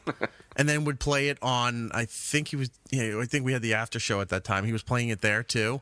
And people were calling in just screaming and complaining about this song because they didn't know what it was, but Sam kept playing it over and over. And because of that, when it hit, I think it's in Wikipedia, or maybe not now, but at the time and everything, it was saying it became famous as an ongoing gag from the Opie and Anthony show. So a lot of people were crediting us for people getting so mad at that song, but that it became popular because we wouldn't stop playing it. Crediting or blaming? Dude. True. Yeah. So again, I was wrong because it wasn't E-Rock. It was Sam Roberts, another person from Sirius XM. But yeah. So the guy had called back, and I didn't even know he called back. So so then it's super weird that he calls talking shit about me, and then there's a voicemail from me like immediately following. Right, but that you weren't even acknowledging him. You were just trying to talk, or you were just trying to hear a funny story that you were unsure about. Right. All right. So then now this is where it starts to get weird. Not that it's not already weird. Yeah. But on. Oh, Is yeah, this the one where he says my name? No, that's you got like 5 more calls before that. By the way, all this time I was gonna call into the Eric Nagel show. Yeah. Whatever. And I was gonna be like, "Excuse me, sir, get my name out your mouth." Yeah. Well, I'm sure. Yeah. Well, that's coming up. But if he's listening to this, because clearly, I would assume that he is. Sir, don't say my name ever, please.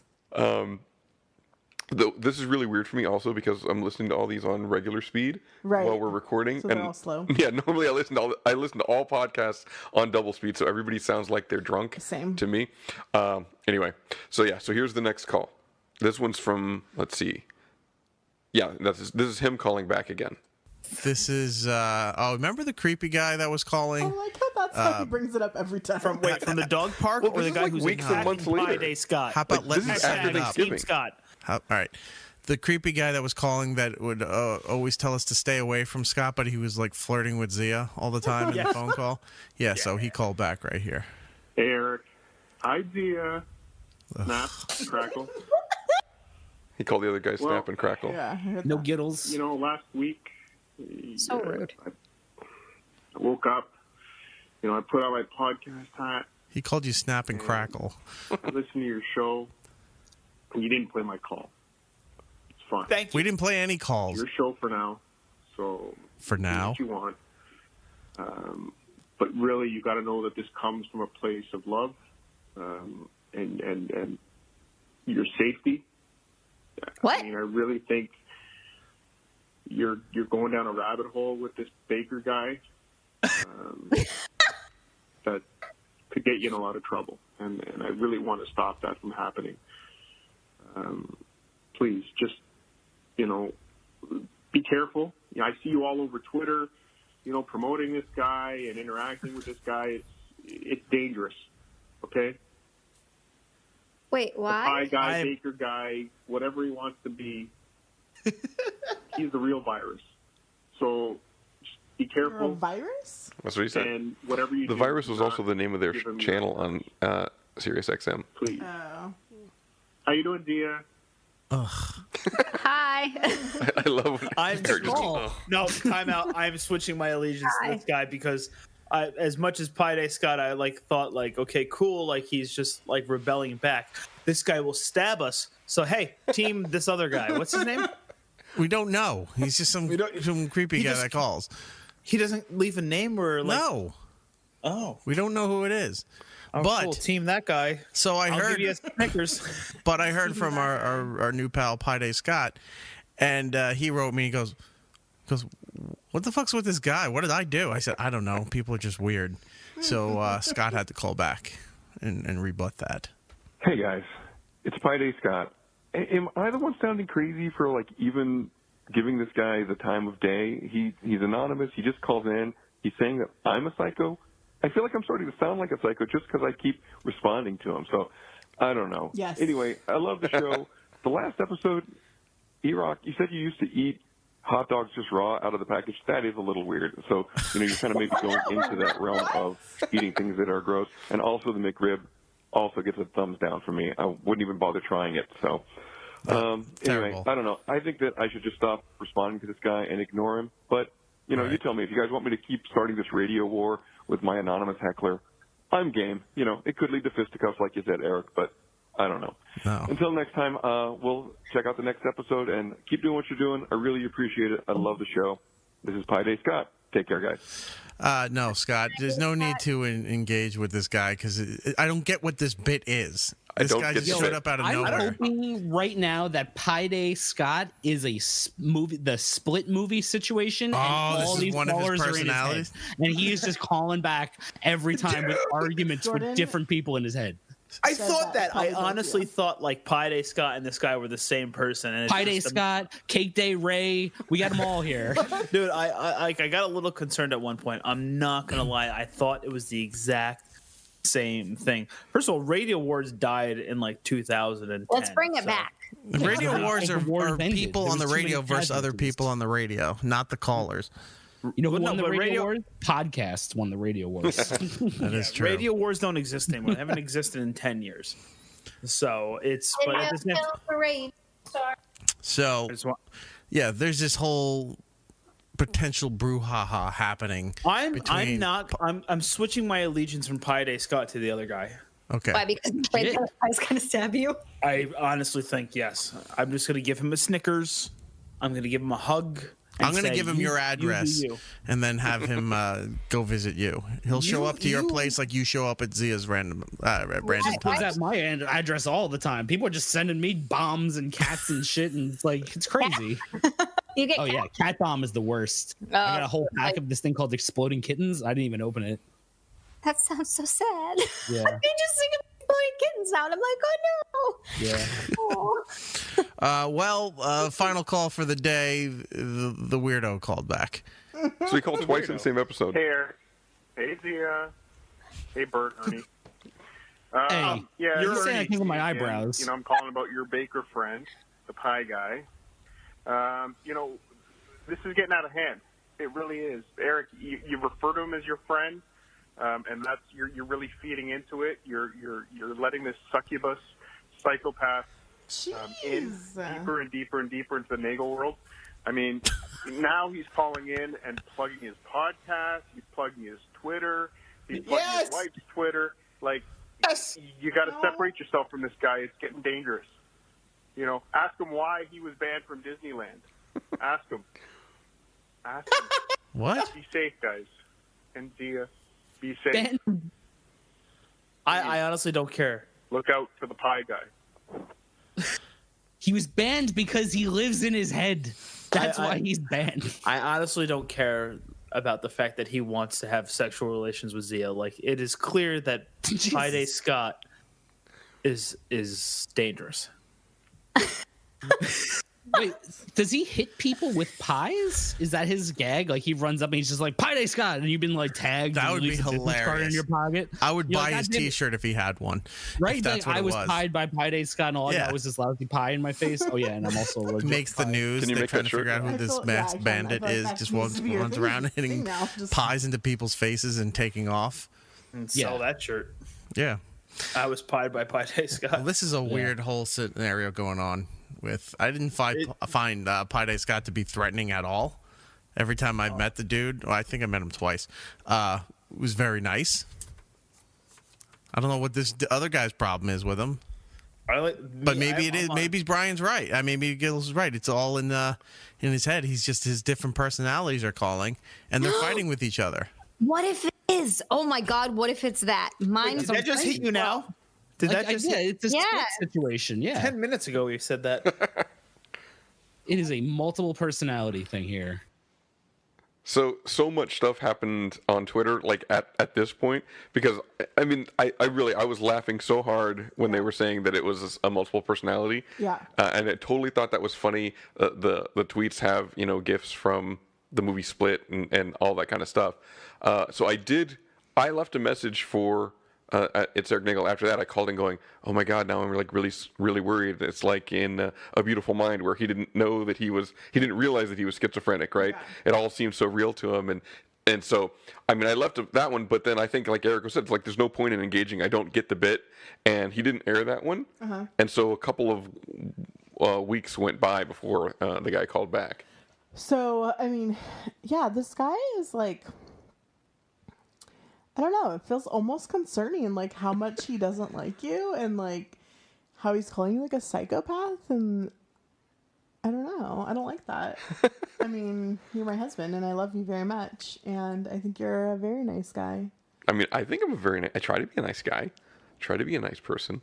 So when Eric, like when I did the call back where I was just kind of playing into the split personality bit, going, "Oh my God, maybe it's me." Now I'm really concerned. And then when that went in air, I'm like, okay, that's probably going to break the cycle. It's probably done, right? So I totally thought it was done. And then now this is like 2 weeks ago now. He calls back 3 times in the same episode of It's Eric Nagel. So let's listen. All about you. All about me. Oh, yeah, that's all. I mean, that's the only his only topic is me. So he's my biggest fan. And Zia. Oh yeah, well, yeah, every time. Hi Zia, it's so creepy. Okay, here's the last. This is like a couple weeks ago now. Hopefully these calls are working. Let's try it now. Hey, Eric. Hi, Zia. Oh, I remember this Trevor, guy. Skittles. Me. I mean, it's like a month later now. I'm glad we've gotten past all the fabulous Baker Boy garbage, and he's not part of the show anymore. Thank you for eliminating him. I appreciate it. Just listening to the last episode, the Trevor Free episode. Dia, I love you, but I got a question for you. What is your favorite kind of pasta? Go ahead. Spaghetti. Penne. What if she had said penne? I don't know. Oh, I don't know. do love penne. Like, I thought he it's a meant voicemail. what kind of And he's like, "Go ahead, answer." That's so weird. Penne vodka is fucking awesome. How does he know that? I don't know. I'm sure I talked about it some other time. Oh. I thought he meant just pasta noodle, like my favorite kind of noodle. I love spaghetti, but I rather have what is it called? Capellini. It's angel hair pasta. Oh, I do like angel hair. I love angel That's hair a hard pasta. choice. I fucking just love pasta. Just give me all the pastas. All the pastas. Same. I mean, everybody loves pasta. Hey, Eric. Idea. Oh, it's him again. G-Man, what's up? And Trevor, Daddy, congratulations if you're on the show. Welcome back. Eric, I'm a little perplexed. I'm a little upset. You've stopped playing my calls. You've kind of ignored the warnings I've been giving you about the Baker guy.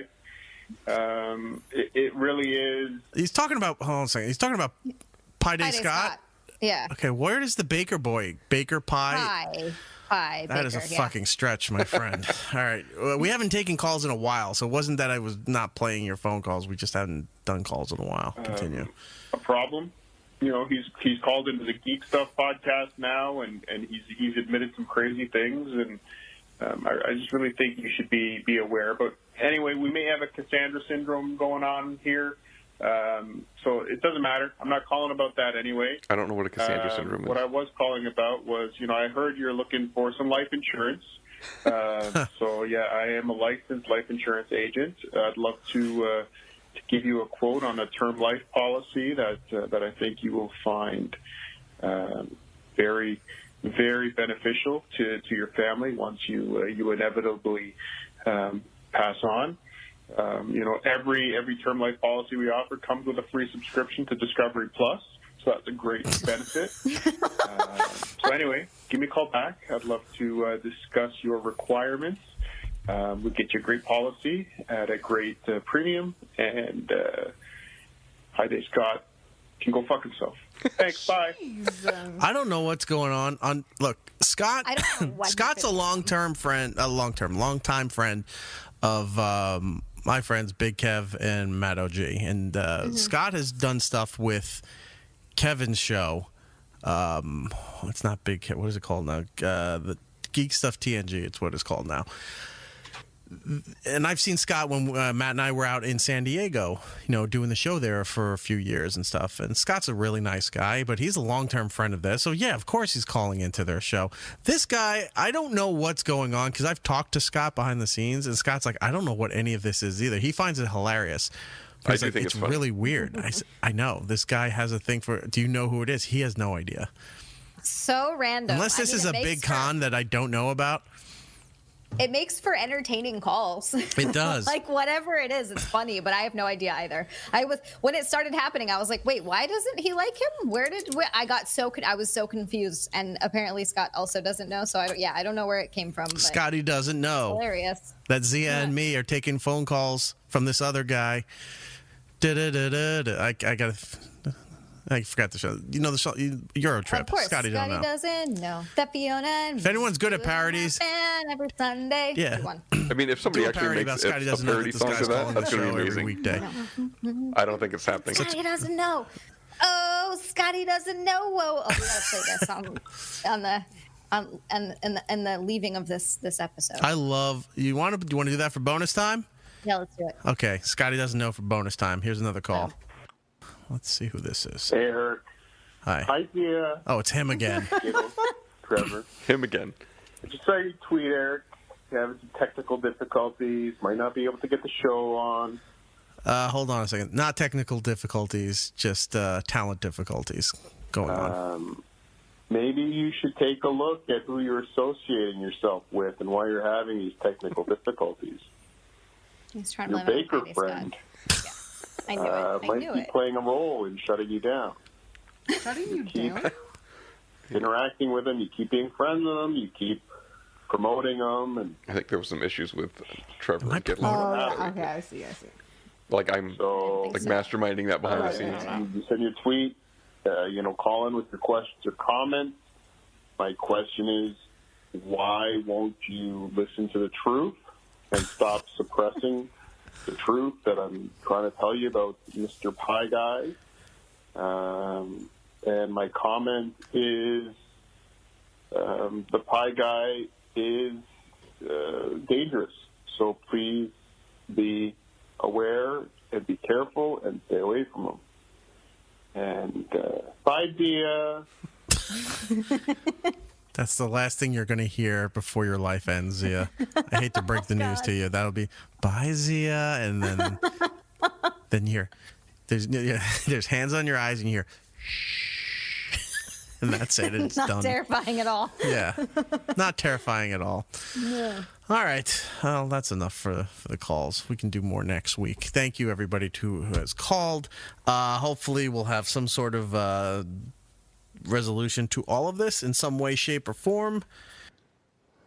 Okay, so the Cassandra metaphor or syndrome complex relates to a person whose valid warnings or concerns are disbelieved by others. The term originates in Greek mythology. So it's like the opposite of the boy who cried wolf? Like their valid warnings are ignored. But then this also says the Cassandra disorder may be given to neurotypical partners experiencing distress as a result of their emotional needs not being recognized or met by their autistic partner. That's interesting. So... But basically, what he means is the opposite of the boy who cried wolf. He's giving them a valid warning about me, and they're ignoring it, is what he's saying. Yeah, what is this valid warning, though? No, he's saying that it's a valid warning. Yeah, but where is the valid? Yeah. I'm sure there are lots of very talented listeners to the It's Eric Nagel podcast, so I wonder if somebody will do the Scotty Doesn't Know parody. That would be awesome. But I don't know. That was just a couple weeks ago. And then, I'm like, he crossed the streams. He jumps over and calls Geek Stuff. Right. So this is like it's escalating at this point. So let's listen to the Geek Stuff call. Hello, good afternoon. This is your friend West Coast Scott that you obviously all know. I'm just calling to announce that I don't want to be part of this show anymore.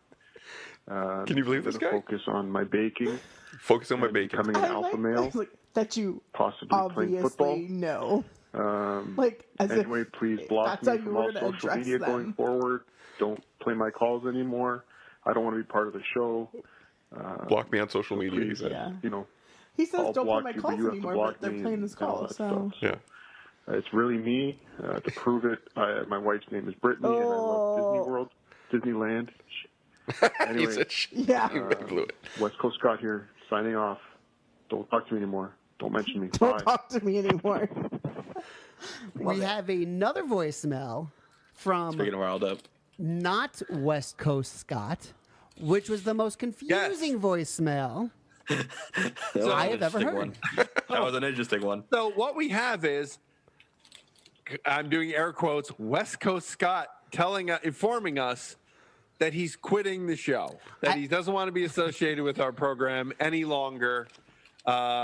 He's going to focus on. I don't understand what being an alpha male and baking were about. I don't know what those references are to. I don't know if that's something on his show. I think we talked or something over on that. another show, because I know Scott gets around. Even though he belongs to us, we loan him out like old movie studios when they loaned out like Joan Crawford to other studios.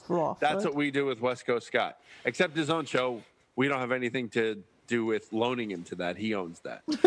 But that said, you get around. I just want to point out that this is clearly not West Coast Scott, number one. Number two, I have deduced who this is. I want to call him East Coast Sid for some reason. Well, I have a better name for you, sir. Okay. I believe this is none other than actor Adam Driver. Bum, bum, bum. I think Adam Driver somehow has caught wind of West Coast Scott's show and his disdain for Kylo Ren. Kylo Ren is a punk bitch. And has just decided to pawn Scott. That's what I think is happening. I think Adam Driver it'd be pretty, you wouldn't hate is that, right? trying to disguise himself. How could you? Such a distinctive voice. I think when you listen to And it trying on to say double that speed, it he's sounds West more like Coast Adam Scott. Driver. He doesn't want to be involved with us anymore, but we know that that's not But I'm saying true. you wouldn't hate it. So I'm if it was interested to hear how not West Coast Scott, Acknowledging you. a.k.a. Adam Driver, internet famous, will respond to us calling him out. We're calling you out, not West Coast Scott, not Scott. We're calling you out, not Scott, a.k.a. Adam Driver. And, we challenge you to call back in and explain yourself. We don't know what West Coast Scott did to you, sir. We're fans. Nobody knows. We're not really fans of those Star Wars movies you were in, but you were all right in them. And I've liked some of the other things that you've done. Most of them, in This fact. is where I leave you now. So, I don't know. I'd like to know what your beef with Scott is. Do you think he knows we're doing episode 7, 8, and 9 next week? Maybe a two-parter episode on 7, 8, and 9, and he's mad about it? He heard us talking about how we were going to eventually get to that. And so he was just like hoping to like get you to stop podcasting before you got to 7, 8, and 9. Because he doesn't want you to critique his performance. He's playing the long game like Palpatine in episodes 1 through 9, right? He's gonna, he's going to start out over on the It's Eric Nagel podcast, work its way to Geek Stuff, and eventually call us just to stop the 7, 8, and 9 episode from airing, which will air next week. We recorded it. We recorded it with our pals from Nerd Fails, so you're going to love it. We don't even really talk about... We barely mentioned Kylo Ren. We spend all of our time complaining about other things. That's true. We actually barely talk about 7, 8, and 9 in general, I feel like. It's gonna be a good episode. Yeah, 2 hours. I think it's gonna be a two-parter starting next week. Really, 7, 8, it should 9. be a 3-parter. Just for 7, 8, 9. We'll do shits and one per. No, there's not enough content for that. Because it's only like 2 hours. I'm just kidding. Yeah. So anyway, so he's calling like my home podcast now. I mean, when he calls the Geek Stuff, that's where, that was the first podcast I ever listened to. Podcast? I believe this is your home podcast. But as we're literally doing it from our home in our bed. Right, but Geek Stuff was the first podcast I ever listened to. It's certainly the first podcast I ever called into. No, I know what you're saying. So that's where everything. That's kind of where it all started for me. And so when he jumps from Eric Nagel to that one, and claiming to be me, so it's like not even just calling to talk shit. He's just claiming to be me. Oh no, I like that. I like how he's like, my wife's name is Brittany. We go to Walt Disney World, Disneyland. Shit. Dang it. Yeah. Oh, maybe it's John Heater. Gosh. So that was, that was crazy because I got a text from Kev with the transcript of that call, and I'm like, let me tell you the whole story, and so I kind of told him a little bit over text what's going on, and so they were laughing about it, and so then we get. I like how they said that they loan you out though. That's gotta be a nice feeling, right? Like you're theirs and you belong to their show. Yeah, you remember what Eric said, right? He's like, we don't want to deal with Kev getting mad about us stealing his collars. Kev's I know, but like they even said they loan you out. Kev can hold a grudge. Okay. Oh dang. Oh yeah, there's an old sound clip from where somebody like it used to actually even be in the where there was some toy that they had been given that was just like not good quality, and Kev was just smashing it. Oh, dang. He's like, why is this such a piece of shit or something like that? Dang. Used to be in the intro. I thought it was hilarious. Okay, so then let's go to, so that was him calling in as me. Let's go to the next week on Geek Stuff. Hi, this is Pi Day Scott, West Coast Scott. Sticking with it. You know me I called last week, and you guys ridiculed my call and made fun.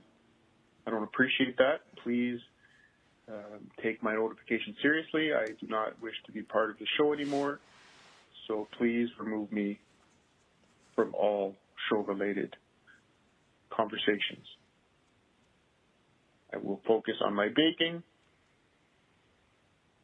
that's what I am most famous for these days. And again, clearly he knows you so well. Yeah. Work on becoming an alpha male. Again, it really is me. It's not Adam Driver. Please don't make fun.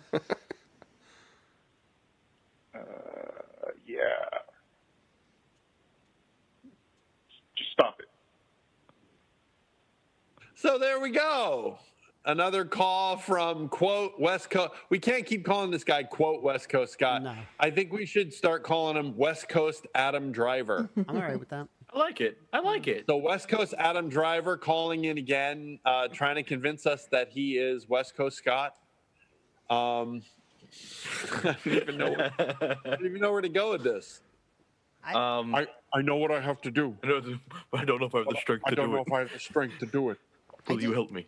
Will you help me? I just want to know the backstory to all of this eventually. Well, you're getting it. Listen to this episode of the podcast. See, what happened West Coast Scott was weak. Seems that way. I don't understand the. I mean, you give it to the guy. He's consistent. I don't know what's going on with the baking, and I don't know what's going on with the alpha male situation either. I don't get those references. I wish West Coast Adam Driver would call in and tell us what the hell he's talking about. So I know his new name is West Coast Adam Driver, but I'm now also supporting, in my mind, he's the opposite. So now he's East Coast Scott, but West Coast Adam Driver sounds better. That's like the evil. You know what I the mean? evil. Just call him W. Yeah, he's the evil version. Yeah, like Wario and Mario sort of situation. Yeah, exactly. Yeah, that's what I'm saying. Yeah. I mean, it makes sense. It makes sense. No, I just want to know the backstory eventually. That's all I can say with this whole. Well, see, that handle belongs to me. Once Disney picks up the prequel series for the West Coast Scottiverse, then we'll find out in about 9 years. Yes.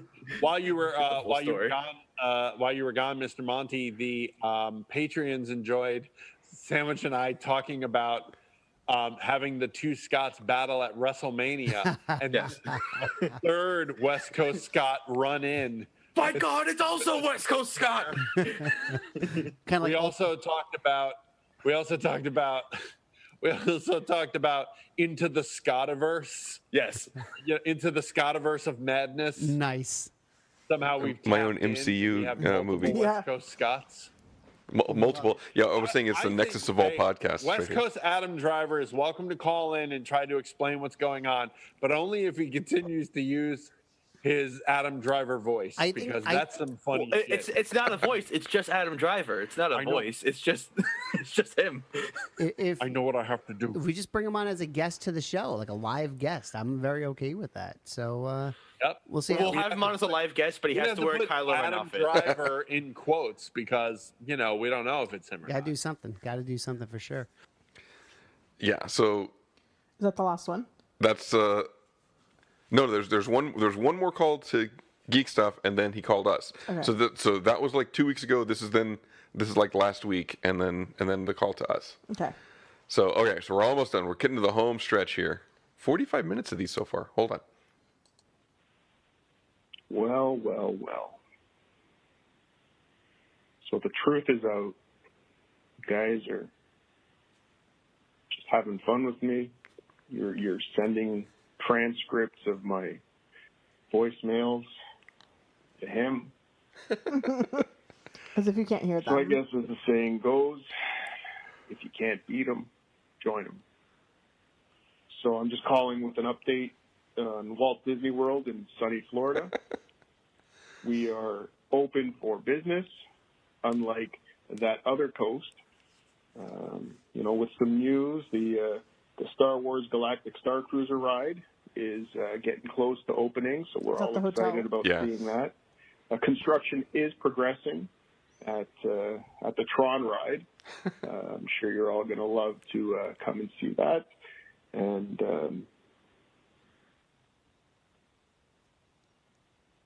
that's all I got right now. But Walt Disney World in Florida is open for business. He just did a quick Google the search. West Coast. Yeah. And Well, I had also just done a segment on the pass holder thing for Disneyland. There you go. No. I knew he was East Coast Scott. No, he's clearly Florida's own Adam Driver, but no, he didn't address any of the issues that we asked. We wanted to know, one of his consistent lines has been that he is an alpha male. talking about West Coast Scott and baking, working on his baking and being an alpha male.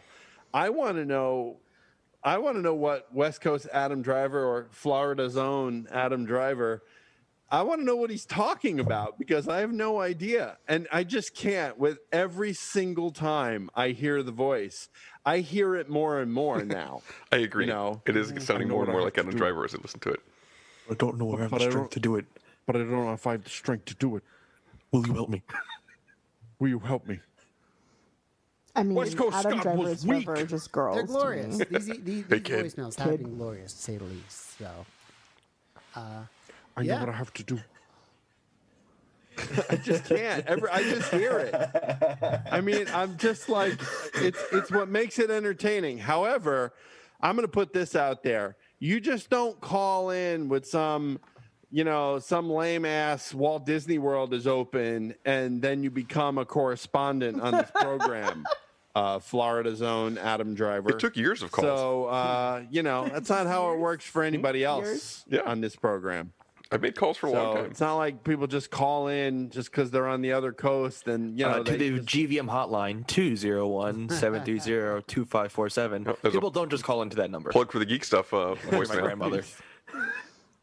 Yeah, that's true. Or, our actual correspondents like West Coast Scott. So, so there's that. Do they have other and correspondents? Scott doesn't even need to do that anymore because he could just tape a segment on his own hookup and just send us the segment because that's what a correspondent does. That's what he's been doing. So there you go.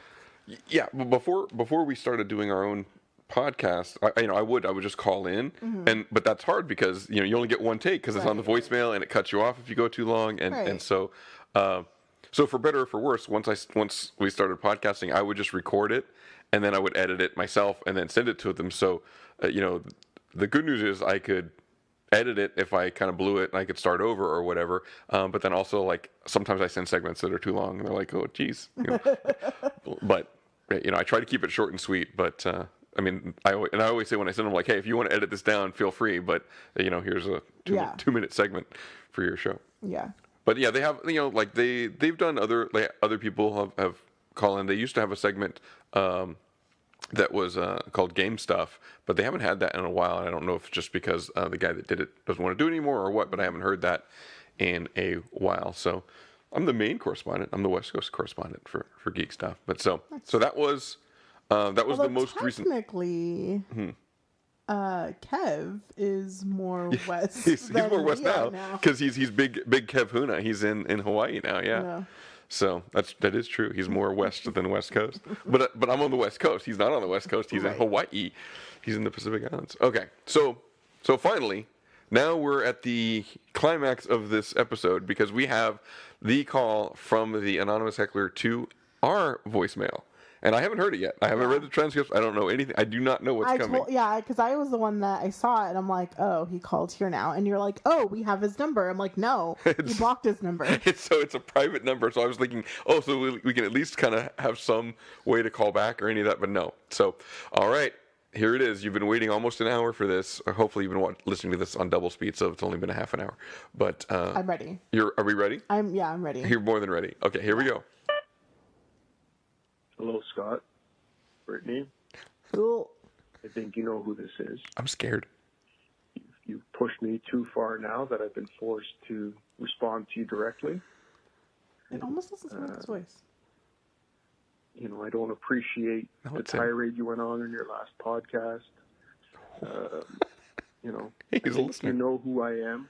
If you remember back to March of 2015 in Pala, California, I was desperate for money, and Scott, you hired me to dress up like a donkey and dance the Macarena. I think you remember me now. Oh my God, this guy I was traumatized by that event. I was forced to turn to a life of crime. It's a backstory. It's an origin. Yeah. Years later, and after some time in prison, I went to work in the one place in California that was willing to hire ex-cons. Legoland. And then our paths crossed again. He wanted to buy some ice cream from me. There's a dispute over the price, and you got me fired. So maybe now you have an idea why I'm as angry as I am. Is that it? That seems to be it. That's it? Yeah, I guess so. All right, I didn't read the whole thing. Okay, so I mean, I remember the Legoland issue that he's really scoured through the social media because remember when we went to Legoland? But was that on your Twitter? Sure. Okay. Yeah, of course it was. Okay. No, because I remember we talked about it on the episode. Well, I tweeted it at Legoland saying, hey guys, it says here on the thing that it's, includes tax. So here's the story. We're at Legoland. I'm buying an ice cream. It says ice cream, whatever, $3 includes tax. And then the lady, it was a lady, by the way, that was selling me the ice cream. And she says, well, $3.15 or whatever it was. And I said, well, no, it's $3 right here. Includes tax. So, well, I don't know. That's what my machine says. And I'm like, well, one of these things is wrong, the machine or the thing. I mean, it's 15 cents. I'm not going to make a big deal about it. Of course, then I tweeted it at Legoland because I was making a big deal out of it. So apparently I got this guy fired, and that's his, or maybe he's the guy that painted the sign. I don't know. So then it led to a whole life of crime. So it is like a superhero story. I've created a supervillain. So he said in Paula, California. So clearly that's where we got married. Right. And I don't remember playing the Macarena at our wedding. Well, and he said, and he dressed up like a donkey, doing the Macarena. That's what he said. Maybe he was implying that was the bachelor party, like a donkey show at the bachelor party. I don't know. I don't know what he's implying, but I'm sorry. Did you pay a man to dress up like a donkey and do the Macarena? Not that I remember. I mean, that's. I mean, your bachelor party also wasn't in Paula, California. It was not. So. Yeah, that was interesting. So I think that he's a supervillain, or it's still my split personality, and I'm calling and leaving these. So my brother said that it is you, and he was like, "Does Scott sleep through the night?" And I was like, I don't know. I'm a heavy sleeper. He goes, I think you need to set up a camera and see if Scott sleepwalks and see if he makes sleep phone calls. I'm sleep calling voicemails. Yeah. It's possible. So the voice doesn't sound like you. It doesn't. I mean, is it? Should I try to do a Adam Driver? Hey kid, I don't know. I'll have to watch Girls again and do my Adam Driver impression. Don't watch Girls. So that's so that's the entire crazy voicemail saga up to this point. It doesn't seem like it's over. Yeah. I'm wondering if he'll be calling into the other shows. It's Eric Nagel or Geek Stuff. Do you want to mention any other podcasts that you listen to that you can just randomly call into and complain about you? I mean, can you call the NPR Daily Podcast where they do the news in the morning? I listen to that one. Marketplace, the Stock Podcast, a couple of NPR podcasts. I'd love to hear you call voicemail for them. I don't think they have them. Yeah, I don't know. Is he going to make a show up on Matt and Dory's Excellent Adventure? You don't listen to that one. Yeah, so. but I mean, we talk about it, so. Yeah, but you don't listen, so you would never hear it. It doesn't matter. Well, they also screen their phone calls, and they type them up and talk about them, huh? Yeah. Yeah. The screening's no fun. Can't do that. Yeah, this was an interesting episode for me. It was fun to recap the last 3 or 4 months of this incredible saga. We'll see where it leads. I'm interested. I want to say thanks to the It's Eric Nagel podcast and Geek Stuff TNG for letting me pull some audio from their programs and putting it on my program, our program. And I'd also like to thank me for having to sit through all of this and listen to you talk about this for the last 4 months. I mean, it's interesting. It started out funny, and then it got kind of weird, and now I'm not quite sure where it is. It's a little scary. Yeah. A little concerning. Concerning? Yeah, a little bit. A little bit.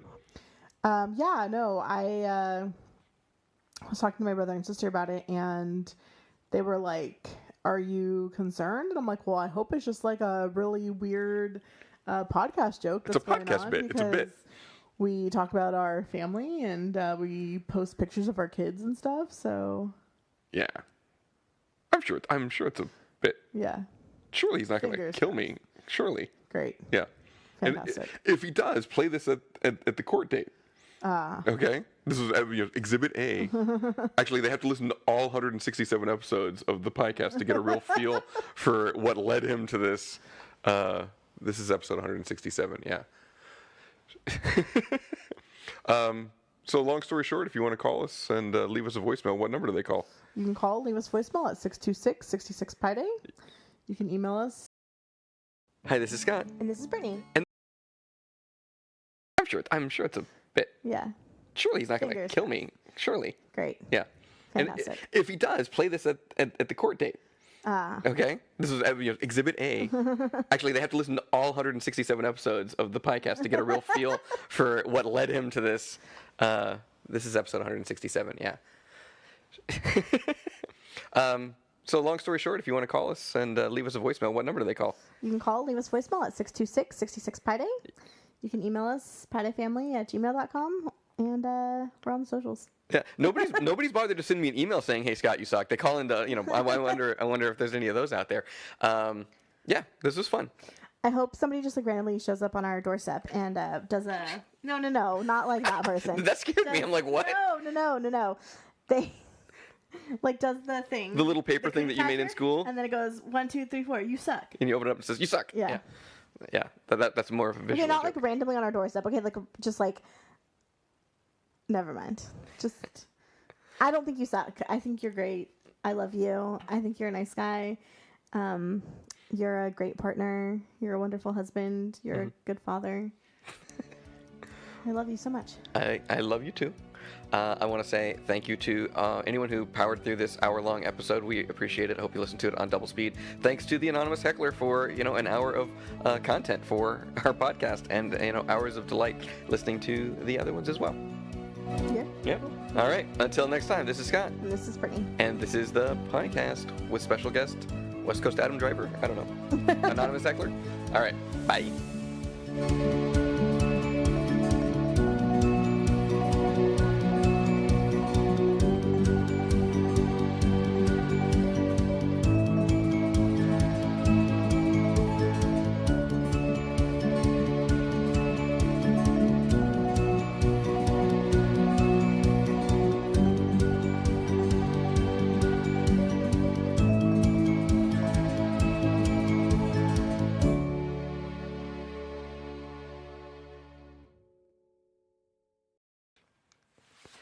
So we've got a lot to talk about.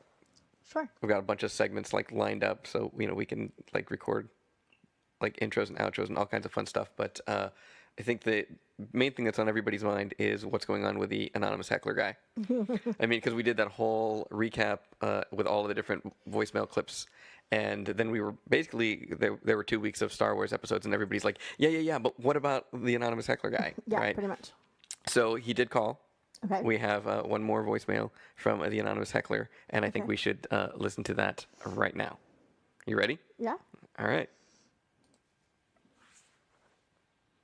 Oh, hello, Pie Guy, Brittany. If I'm allowed to use your name, No. apparently I'm not. Even though I've gone out of my way to defend you, you're a noble woman, He was complimenting you. and I'm just trying to help. He's just trying to help. Except But he Pie Guy, constantly it's puts down my obvious that husband. we're not going to be able to resolve this in any other way. It's come to this. So there's only one way for us to solve this and squash this beef. Squash the beef. I will go up against you in a Tetris challenge. A Tetris challenge. Original Game Boy rules only. I don't know what that means. I don't know. Wait, he said go. I don't have a Game Boy. Do you have Tetris of any kind? I don't. It's genius. you lose. I can't possibly win this challenge. And when was this call? He's defeated me. I don't know. I think it came in the week after the one So posted. it came in 2 weeks ago. Yeah. And we're just listening to it, so I'm Yeah. pretty sure you lost. I lost. Wow. How long does this go on? He's defeated me. I don't know.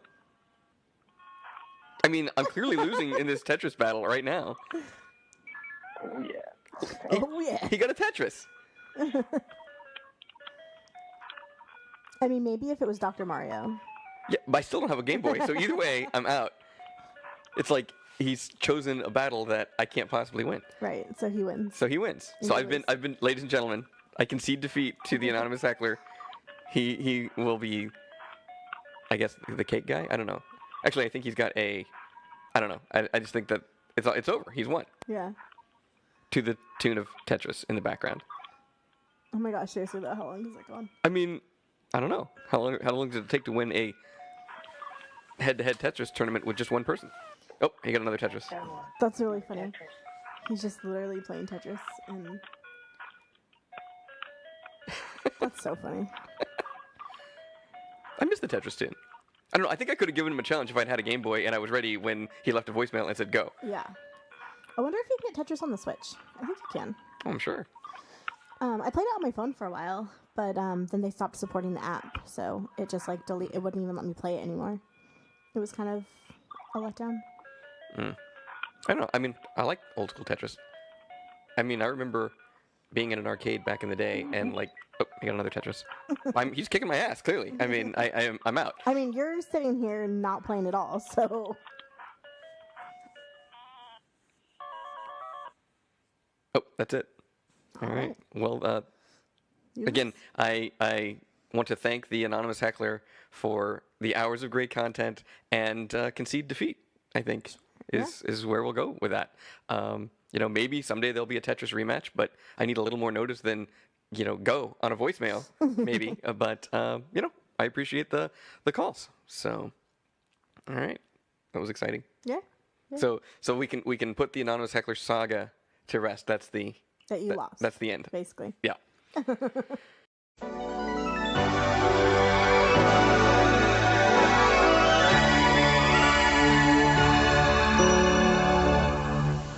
Sit, Eugene, sit. Good dog.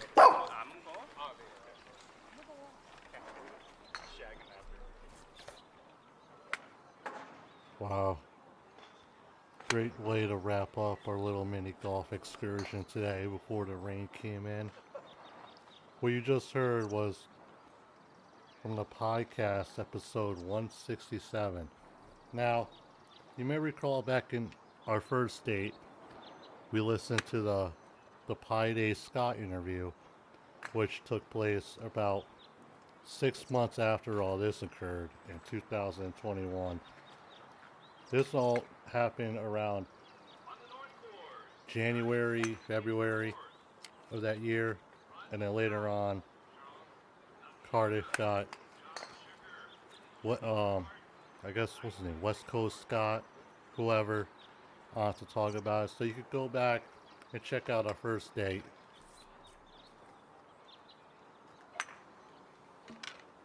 But as for us, that will kind of wrap up our fourth date here, episode 4, Date Night with JT. And that does conclude 2021 in the Cardiff Electric Podcast history. Now, I know you're out there and you got many choices to listen to, but you decided to choose this show to check out, and I appreciate it. And maybe next week, maybe sooner, we'll go on another date and continue our journey. Because I think 2022 will bring a lot of faces we all know today. So please continue to listen. Don't forget, hit the thumbs up, subscribe, maybe even that notification for when I call you to see if you're busy, come on a little date. But until then, my friends, there's only one thing I gotta say. Good at you!